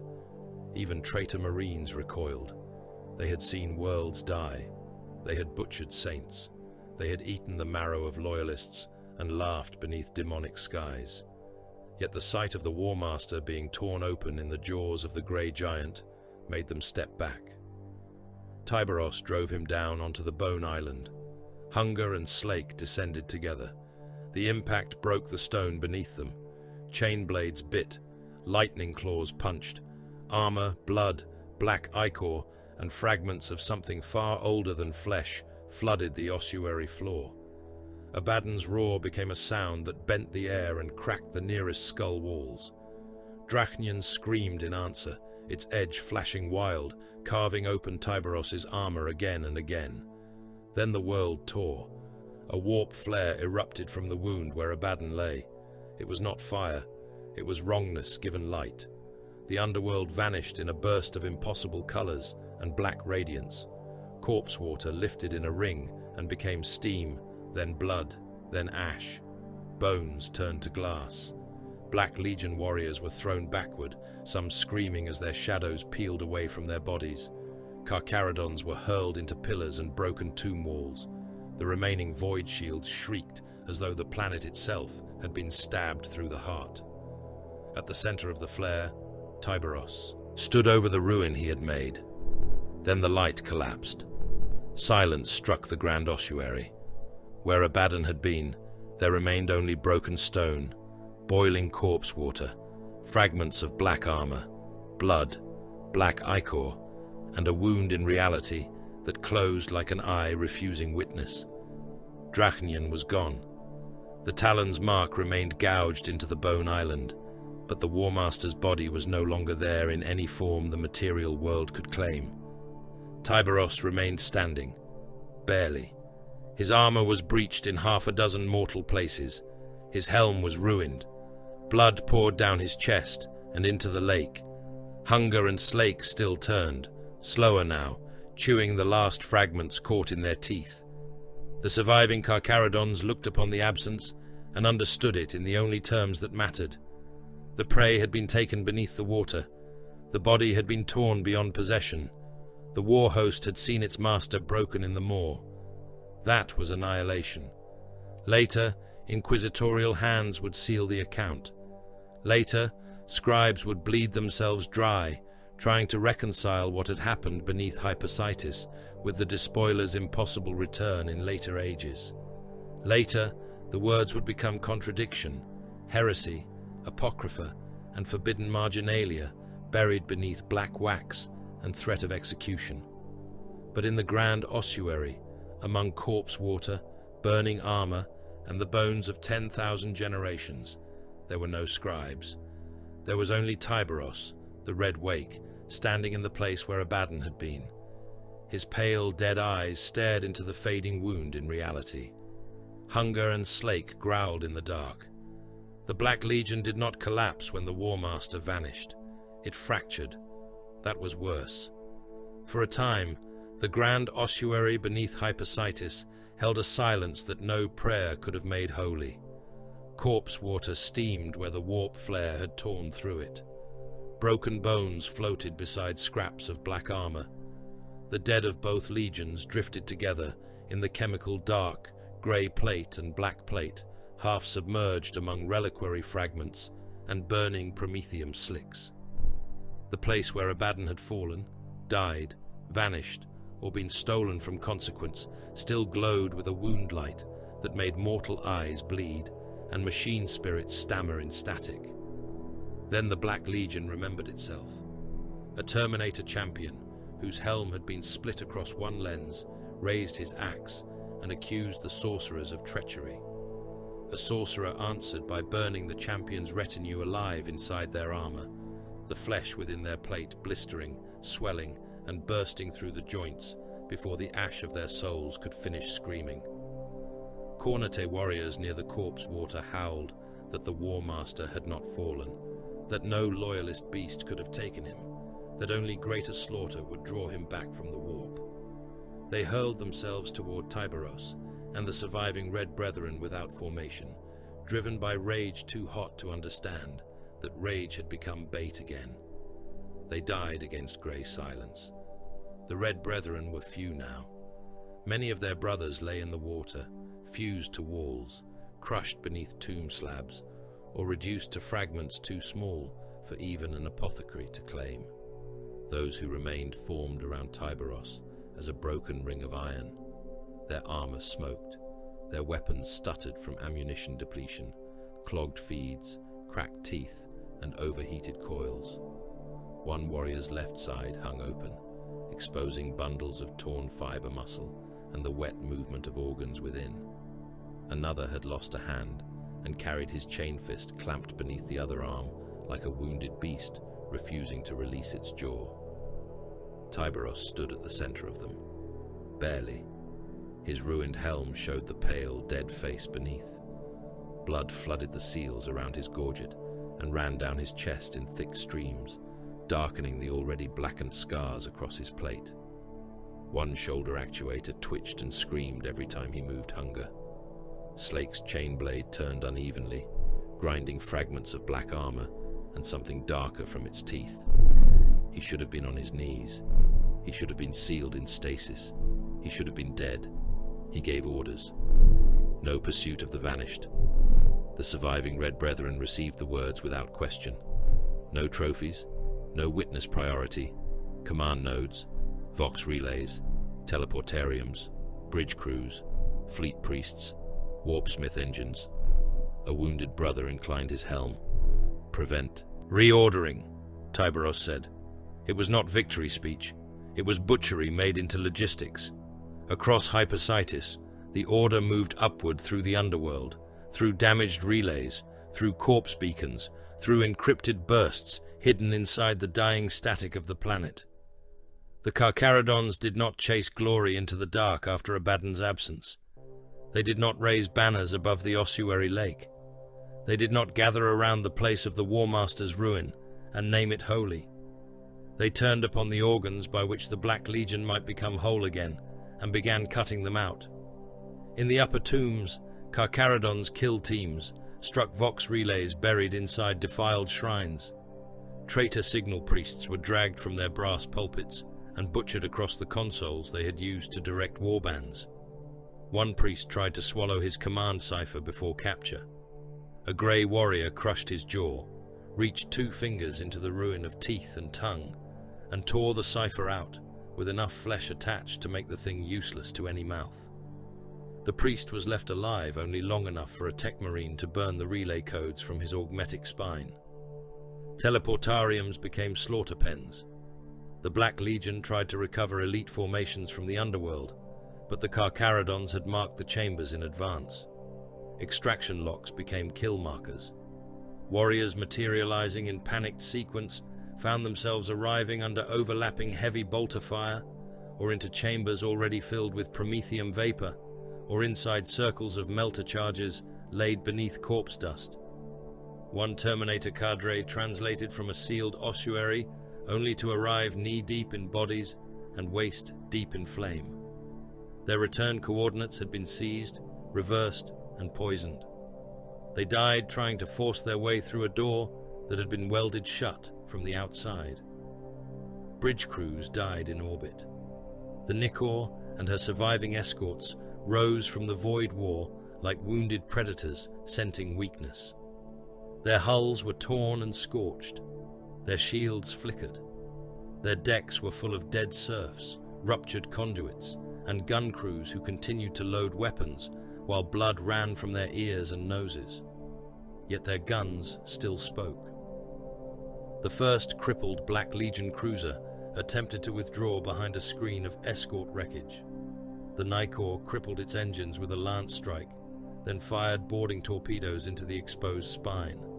Carcharodon's assault teams carved their way to the bridge, killing every officer, navigator, signal slave, and command servitor they found.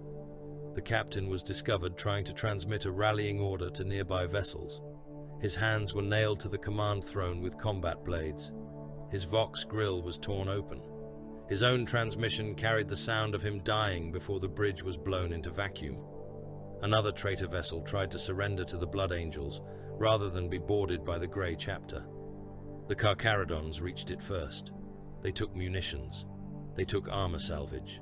They cut sealed vaults from the ship's spine and hauled them away on grav sleds. Gene data captured from Midian was recovered from a corrupted apothecarian chamber where Black Legion chirurgeons had been dissecting the stolen dead. The chirurgeons were not granted quick death. Their hands were removed, then their eyes, then the memory implants in their skulls. What remained of them was chained for interrogation. Captives suitable for labor were marked. Those too corrupted to serve were spaced. Those who knew ship routes, warband alignments, or hidden supply caches were restrained and transported to the Nicor's lower holds. There, beneath red lumen and the scrape of chains, they began the long descent into usefulness or disposal. Above the grave world, the Blood Angels turned fully upon their pursuers. Their vengeance was not theatrical. It did not need to be. The memory of Midian burned in them like a second heart. Strike cruisers with broken armor plates came about and fired into Black Legion escorts, trying to rally around Abaddon's absence. Crimson gunships cut through debris fields and tore open assault craft before they could reach Loyalist hulls. Boarding parties in red plate breached vessels that had chased them across the void and repaid every corpse shrine, every desecrated brother, every stolen progenoid with disciplined wrath. They were not lesser beside the Carcharodons. They were the crimson counterstroke. Where the grey predators severed command, the sons of Sanguinius shattered pursuit.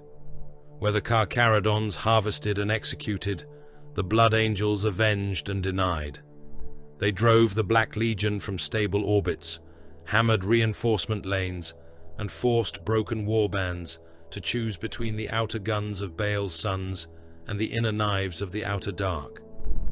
The despoiler's host, wounded by the loss of its center, found itself struck from every direction by enemies who did not need to trust one another to destroy the same prey. Hypersitis became an atrocity landscape. Whole grave continents were broken. From orbit, they no longer resembled necropolises, but wounds. Mausoleum ranges had been flattened into plains of white ash and black glass. Tomb towers collapsed into storms that rolled for leagues, carrying skull fragments, burial dust, and the shredded pages of funeral ledgers across the dead cities. Corpse oceans burned in the underworld, where promethium slicks had ignited and could not be extinguished. Their flames crawled beneath the planet like hidden suns, lighting flooded catacombs from below with a red shimmer that made the floating dead appear to move. Loyalist victory looked indistinguishable from planetary murder. Mortuary servitors continued their work until shells destroyed them. Grave militia survivors stumbled through avenues lined with their ancestors' shattered vaults and did not know whether to cheer or pray for forgiveness. Penal wardens opened bunkers to find Carcharodons already inside, sorting the living from the useful and the useful from the condemned. Priests, who had begged the Emperor for deliverance, saw grey-armoured giants step over the wounded and drag away the strong. Tyberos' cruelty did not soften after the duel. Black Legion survivors who threw down weapons were not granted honourable death. Some were interrogated until their bodies could no longer hold answers. Some were spaced from captured hulls, sent tumbling into the dark with their armour seals disabled, so that vacuum took them slowly. Some were chained inside beacon hulks, their distress calls left active, their pain amplified and broadcast through traitor channels. When remaining Black Legion vessels came to retrieve them or silence them, Carcharodon's torpedoes were already waiting in the debris shadow. One beacon hulk drew 3 raiders. The first was crippled by mines hidden among coffin wreckage. The second turned to flee and was caught by the Nikor's broadside, its engines torn open, its aft decks burning. The third cut power and tried to drift cold. Carcharodon's augurs found it by the pulse of slaves praying in its holds. Boarding craft entered through its lower spine and left no bridge crew alive. The red tithe was counted while the world still smoked. Harvester Prime Akaton oversaw the selections with the same cold attention he had given ammunition expenditure and hull integrity. Surviving human populations were brought beneath armed watch to sorting fields cut into grave plazas. Young male penal stock from the southern vault prisons were examined for strength, aggression, disease, mutation, and signs of corruption. Void-born labor clans taken from damaged grave stations were tested for endurance and obedience. Grave militia remnants who had fought hard enough to survive the first occupation and the second scouring were marked as potential serf stock. Feral undercrypt tribes, pale from generations beneath the tomb continents, were dragged from flooded tunnel warrens and made to stand beneath lumen glare, while apothecaries and serf masters inspected them like blades taken from a battlefield. Most would become serfs. Very few would be granted the trials that might lead toward implantation, and fewer still would survive those trials. The Carcharodons did not speak of honor to them. They did not promise glory. They marked flesh, recorded lineage where lineage existed, cut away the obviously weak, and chained the rest for transport. Mothers did not plead, because none were permitted near the sorting fields. Fathers who resisted were clubbed down, shot, or dragged with the selected if their bodies showed use. Sons stared upward at grey giants and learned the first lesson of the outer dark before leaving their world. Survival was not mercy, it was requisition. A Blood Angels commander confronted Tyberos before the final withdrawal. The meeting took place on a shattered landing concourse beneath a sky still raining ash. The Blood Angel came in red armor scarred by Midian and hypersitis alike. His death mask was removed, revealing a face pale with exhaustion and controlled fury. Behind him stood warriors bearing recovered gene seed caskets and the bodies of brothers saved from desecration, too late to restore dignity, but not too late to preserve memory. Behind Tyberos stood Red Brethren, fewer than before, and mortal chains leading toward waiting Carcharodon's transports. The Blood Angel looked from the chained survivors to the burning grave districts. "You let them die," he said. Tyberos did not answer. "You let our brothers hang from their shrines until the enemy exposed himself. You left Imperial survivors under your boots. You spent this world as if it were powder in a shell casing." The Red Brethren did not move. The Blood Angel's voice remained controlled, which made the wrath in it sharper. "And now you take its sons." Akaton shifted slightly, but Tyberos raised one damaged claw by a fraction. The Harvester Prime stilled. Tyberos faced the Blood Angel commander, with half his helm broken and his pale eye visible through the ruin. Blood had dried black along his gorget. His armor was patched with emergency seals, restraint braces, and field clamps. He looked less like a victorious lord than a corpse still refusing permission to fall. "Your dead were bought time," Tyberos said. The Blood Angel's jaw tightened. "Spend it well." For a moment, the Red Warrior seemed ready to answer with blade or curse. Then he looked past Tyberos, toward the broken sky, toward the surviving ships of his chapter, toward the gene seed caskets borne by his brothers, toward the Black Legion wrecks burning across the heavens. Whatever he wished to say became silence. He turned away, not in submission, in understanding. Imperial witnesses began the myth before the ashes settled. Grave militia survivors whispered that grey giants had come from beneath the Dead Seas and pulled traitors into the black water. Mortuary adepts claimed the bones themselves had opened to devour the despoilers' sons. Blood Angel serfs spoke in low voices of an ash-colored chapter that had fallen upon the Black Legion not with wrath, but hunger. Navy officers, watching damaged auger recordings, saw grey vessels emerge from nothing, cripple enemy ships, harvest them, and vanish before proper command identification could be established. Grey-clad void predators had come from the outer night. They had swallowed Abaddon's stars. They had gone before gratitude could find them, before censure could bind them, before imperial authorities could decide whether the thing that had saved Hypersitis was one more horror requiring a seal, a sanction, or a prayer. Tyberos returned to the Nikor's strategium as the last scouring fires burned below. He did not walk unaided, not truly. His armor carried much of him, patched with external braces and emergency locks. Apothecaries had sealed what they could without removing him from command. Tubes fed blood back into places Draconian had opened. Cables connected damaged plate to the strategium throne interface. The remaining half of his helm rested against his side, too broken to wear, too sacred to discard. His pale face was still, his eyes dark and emptied of everything except purpose. He looked like a corpse refusing burial. The strategium bowed around him. Serfs lowered themselves until their brows touched the deck. Tech Marines reported hull damage, ammunition loss, gene seed recovery, prisoner counts, salvage yields, tithe numbers, and enemy flight vectors. Akaton gave the cost without adornment. Red Brethren dead, strike craft lost, escort vessels crippled, armor relics destroyed by denial charges, aspirant stock acquired, archaeotech recovered, Black Legion command cohesion shattered, Blood Angels disengaging, Imperial signals approaching from distant systems. Tyberos listened. The hollow display showed Hypersitis turning below, broken and burning, its sacred dead scattered across continents and orbit alike. Around it, the last Black Legion vessels fled, died, or drifted silent. The Blood Angels held the outer approach, their red icons diminished, but unbowed.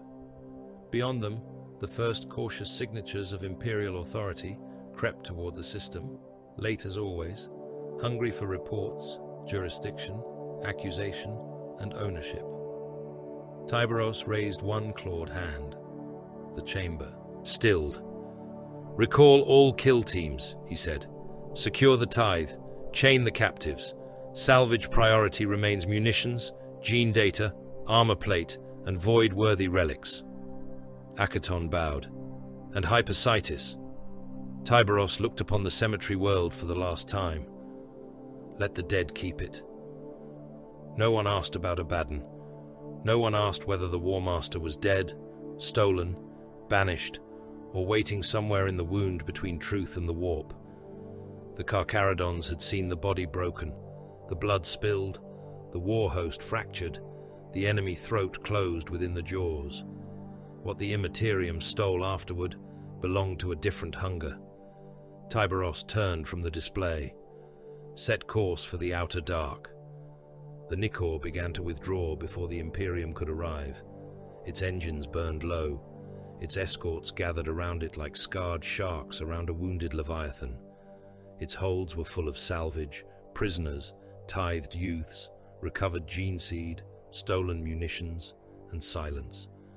Behind it, Hypersitis smoldered in the void, a cemetery world saved by devastation and left to count its dead among the dead it had already kept. No farewell was sent to the Blood Angels. No report was sent to Terra. No claim was made. The Carcharodons vanished into the black, carrying their wounds with them, and the ghost war behind them filled with rumors that no sane scribe would ever write without trembling. The first records of Hypersitis did not survive as truth. They survived as wounds dressed in black wax. The Inquisition arrived after the Carcharodons had gone, after the Blood Angels had withdrawn to count their dead, after the last visible fires on the cemetery world had begun to sink into the deeper furnaces beneath the tomb continents. Their ships translated into a system that still tasted of war. Augur ghosts moved through the grave debris. Coffins drifted in slow procession between the broken stations. Vox channels carried fragments of prayers, execution orders, static, and the final screams of men whose ships had died days before, but whose machine spirits had not yet accepted silence. The inquisitorial savants came with sealed writs, armored scribes, execution clerks, kill teams, sanctioned psychers, and servo skulls, whose memory cores had been blessed against corruption and fear. They found Hypersitis beyond easy accounting. Entire mausoleum districts were missing. Funeral archives had been burned into glass. The great ossuary railways lay twisted across continents like the spines of dead serpents. Orbital grave stations had cracked open and spilled their generations into the dark. The world had been saved from the Black Legion only in the sense that a limb was saved from infection by amputation. Testimony began at gunpoint. Grave militia survivors spoke of grey giants moving without sound through corpse dust and fire. Mortuary adepts described under crypt oceans burning beneath the planet, and black armored traitors dragged screaming into the water. Penal wardens swore that the sons of Sanguinius had returned in wrath, and that ash-coloured warriors had already made a slaughterhouse of the lower tombs before the crimson ships fell upon the enemy above. Several witnesses tried to name the despoiler. Those witnesses were removed from the record chamber before their statements were complete. Some were questioned again. Some were not seen again. Blood Angels' death rolls were delivered under chapter seal and guarded by warriors whose faces had become masks of controlled grief. The rolls were long, too long. Names of brothers slain at Midian, names of brothers desecrated upon Hypersitis, names recovered only as gene seed, helm fragments, broken blades, or armor plates pried from traitor trophy racks. Their account did not embellish. It did not need to. It spoke of the Midian trap, the pursuit, the grey intervention, the cemetery world, the breaking of Black Legion cohesion, and the impossible report from beneath the grand ossuary. The Mechanicus disputed everything that touched salvage. Forge envoys arrived to claim void shield relics, half-awakened projector cores, fragments of demon engine shells, damaged burial reactors, teleport residue, captured data spines, and every scrap of archaeotech not already stripped from the world. They found vaults empty where the Carcharodons had passed. They found machine shrines gutted with surgical precision. They found the housings of ancient systems still warm from use, their most valuable organs removed. The tech priests filed grievances in Binharic outrage and accused unknown loyalist elements of theft, desecration, and unauthorized relic activation. No one who mattered pretended not to know who had taken them. No one who mattered could compel their return. Astropathic contradictions multiplied. Choirs that reached backward through the event found different shapes depending on the hour, the interpreter, the planetary alignment, and how many psychers survived the attempt. Some saw Abaddon fall beneath black water. Some saw him burning in warp light. Some saw Tyberos standing over an empty wound. Some saw nothing at all, only the impression of teeth closing in darkness. One choir on an inquisitorial frigate screamed the words, "Blood for blood, death for death," until every astropath in the chamber had to be restrained or killed. Hypacytus's funeral archives were overwritten by war seals. Every local record of the Grand Ossuary was taken. Every map of the lower mortuary seas was classified. Every surviving rail schedule, burial registry, shield maintenance prayer, and corpse vault index was stamped with black authority and removed from civilian access. The world's purpose had been memory. The Imperium punished it by forcing it to forget. The question no one could answer cleanly was the one that mattered. If Abaddon had been annihilated beneath Hypacytus, how could the long war continue beneath his name? If Abaddon had not been annihilated, what had Tyberos torn apart in the killing sea under the dead? The Imperium could tolerate ignorance. It was built upon ignorance, consecrated by ignorance, defended by ignorance, wearing armor and carrying flame. But contradiction was more dangerous than ignorance. Contradiction invited curiosity. Curiosity invited doubt. Doubt invited heresy. A dead war master who returned was a theological problem, a strategic problem, and a political problem. A loyalist chapter that had seemingly destroyed him and then vanished without report was worse. So the answer was buried, not resolved. Buried. Inquisitorial masters sealed the testimony behind cipher locks and execution clauses. Mechanicus complaints were redirected into dead archives. Blood Angels' accounts were accepted as battlefield record only where they did not touch the impossible center. Hypacytus was declared contaminated by warp exposure, mass trauma, and unreliable astropathic interference. The Grand Ossuary was closed beneath layers of stone, warning sigils, minefields, and lies. The Carcharodons refused every summons. Not one was answered. Astropathic calls were sent into the dark and returned as silence, madness, or echoes too faint to interpret. Navy orders demanding clarification reached no known fleet anchor. Inquisitorial writs of inquiry found no harbor, no fortress monastery, no stable jurisdiction in which to take root. The nomad predation fleet had already passed beyond reliable navigation, sliding once more into the outer dark, where imperial authority became a candle flame held above a bottomless sea. The Nicor carried what it had taken. Stolen salvage lay chained in its holds. Munitions stripped from Black Legion ships were purified, tested, or marked for destruction, depending on machine spirit response. Archaeotech fragments from Hypacytus slept under guard in sealed vaults, where tech marines spoke to them in patient threat. New slaves labored in the cold decks, their old names replaced by numbers and work marks. Aspirant stock from penal lines, void-born clans, grave militia remnants, and under-crypt tribes were kept apart, tested, starved, beaten, observed, and measured against the demands of a chapter that considered survival the first prayer. Recovered gene seed was placed in silence. Tyberos did not celebrate. No feast marked the return from Hypacytus. No triumphal procession crossed the decks of the Nicor. No oath of victory was broadcast to the fleet. The red wake remained in the strategium, and the apothecarian by turns, patched into his armor with braces, clamps, blood feeds, and sacred cruelty. Draconian's wounds had not healed cleanly. Some injuries did not close like flesh. Some were arguments with reality that the body endured only because it had not been given permission to stop. The names of fallen red brethren were carved into internal chapter memory, not into imperial record, never there. Each name was cut into hidden stone within the Nikor's oldest sanctum, where only the chapter's own dead and those sworn to carry them forward could witness the marks. Varak, Sothar's recovered brothers, those fused into walls, those detonated to deny trophies, those crushed beneath demon engines, those burned in the lower tombs, those who had held the ring while Tyberos dragged the War Master beneath black water.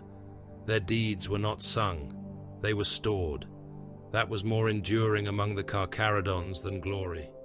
The wider Imperium received absence. The Blood Angels preserved what they could. Their account was partial, guarded, and written with the restraint of warriors who had seen enough truth to know truth could be mishandled. Yet even in their most disciplined records, the Grey Chapter became myth, a maw in the dark, black eyes behind ash-colored helms, void predators from beyond the charted light, warriors who spoke little and killed as if mercy had been surgically removed from duty. A fleet that came from nowhere fell upon the pursuers after Midian and vanished before oath, gratitude, or judgment could bind it. Among the sons of Sanguinius, the phrase endured. Blood for blood, death for death. Some spoke it as a warning, some as acknowledgement.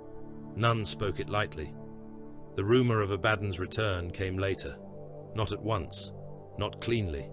Horror seldom returns with proper documentation. At first, it was a whisper in Black Legion transmissions, intercepted near the edge of the eye. Then a cult confession extracted under flame. Then a corpse painted with the War Master's mark, found aboard a drifting pilgrim vessel. Then a demon host, laughing in an inquisitorial vault, and insisting that what had been torn beneath Hypersitis had not been enough. Years passed, then more years, centuries bent around war. Millennia swallowed records whole. The despoiler's name surfaced again and again, attached to massacres, musters, raids, crusade signs, and nightmares that no sealed archive could bury forever. Some said the gods remade him. Some said Tyberos had killed Abaddon, and the thing that returned wore the memory of him, because chaos could not bear to lose so useful a weapon. Some said the warp refused to release its favorite blade. Some said all accounts from Hypersitis were lies, loyalist arrogance given form by trauma and shame.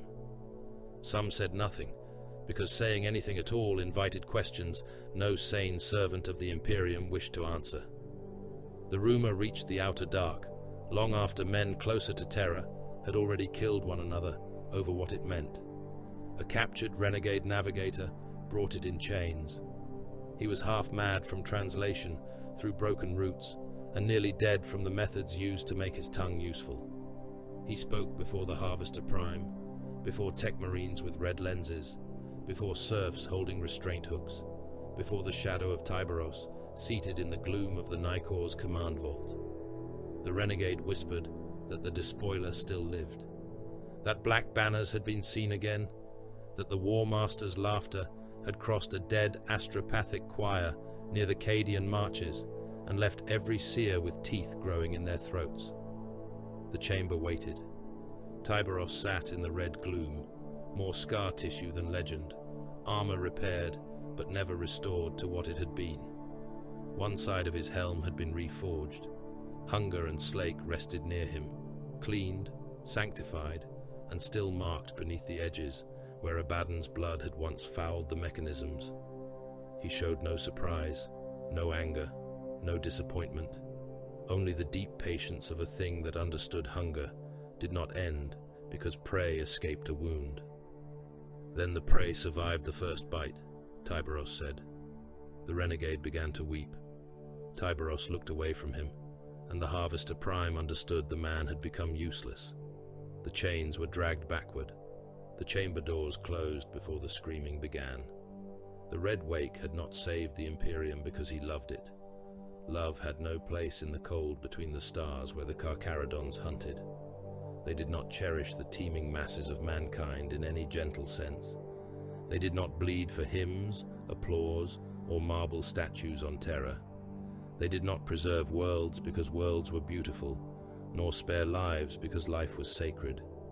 They had moved against Abaddon because the enemy had overextended, because the edicts of exile demanded predation, because the Imperium's oldest nightmares were sometimes turned outward, and called protectors by those who survived them. They were judges without pity, guardians without tenderness, executioners whose loyalty was indistinguishable from hunger until one saw what they chose to devour. In the 41st millennium, that was enough.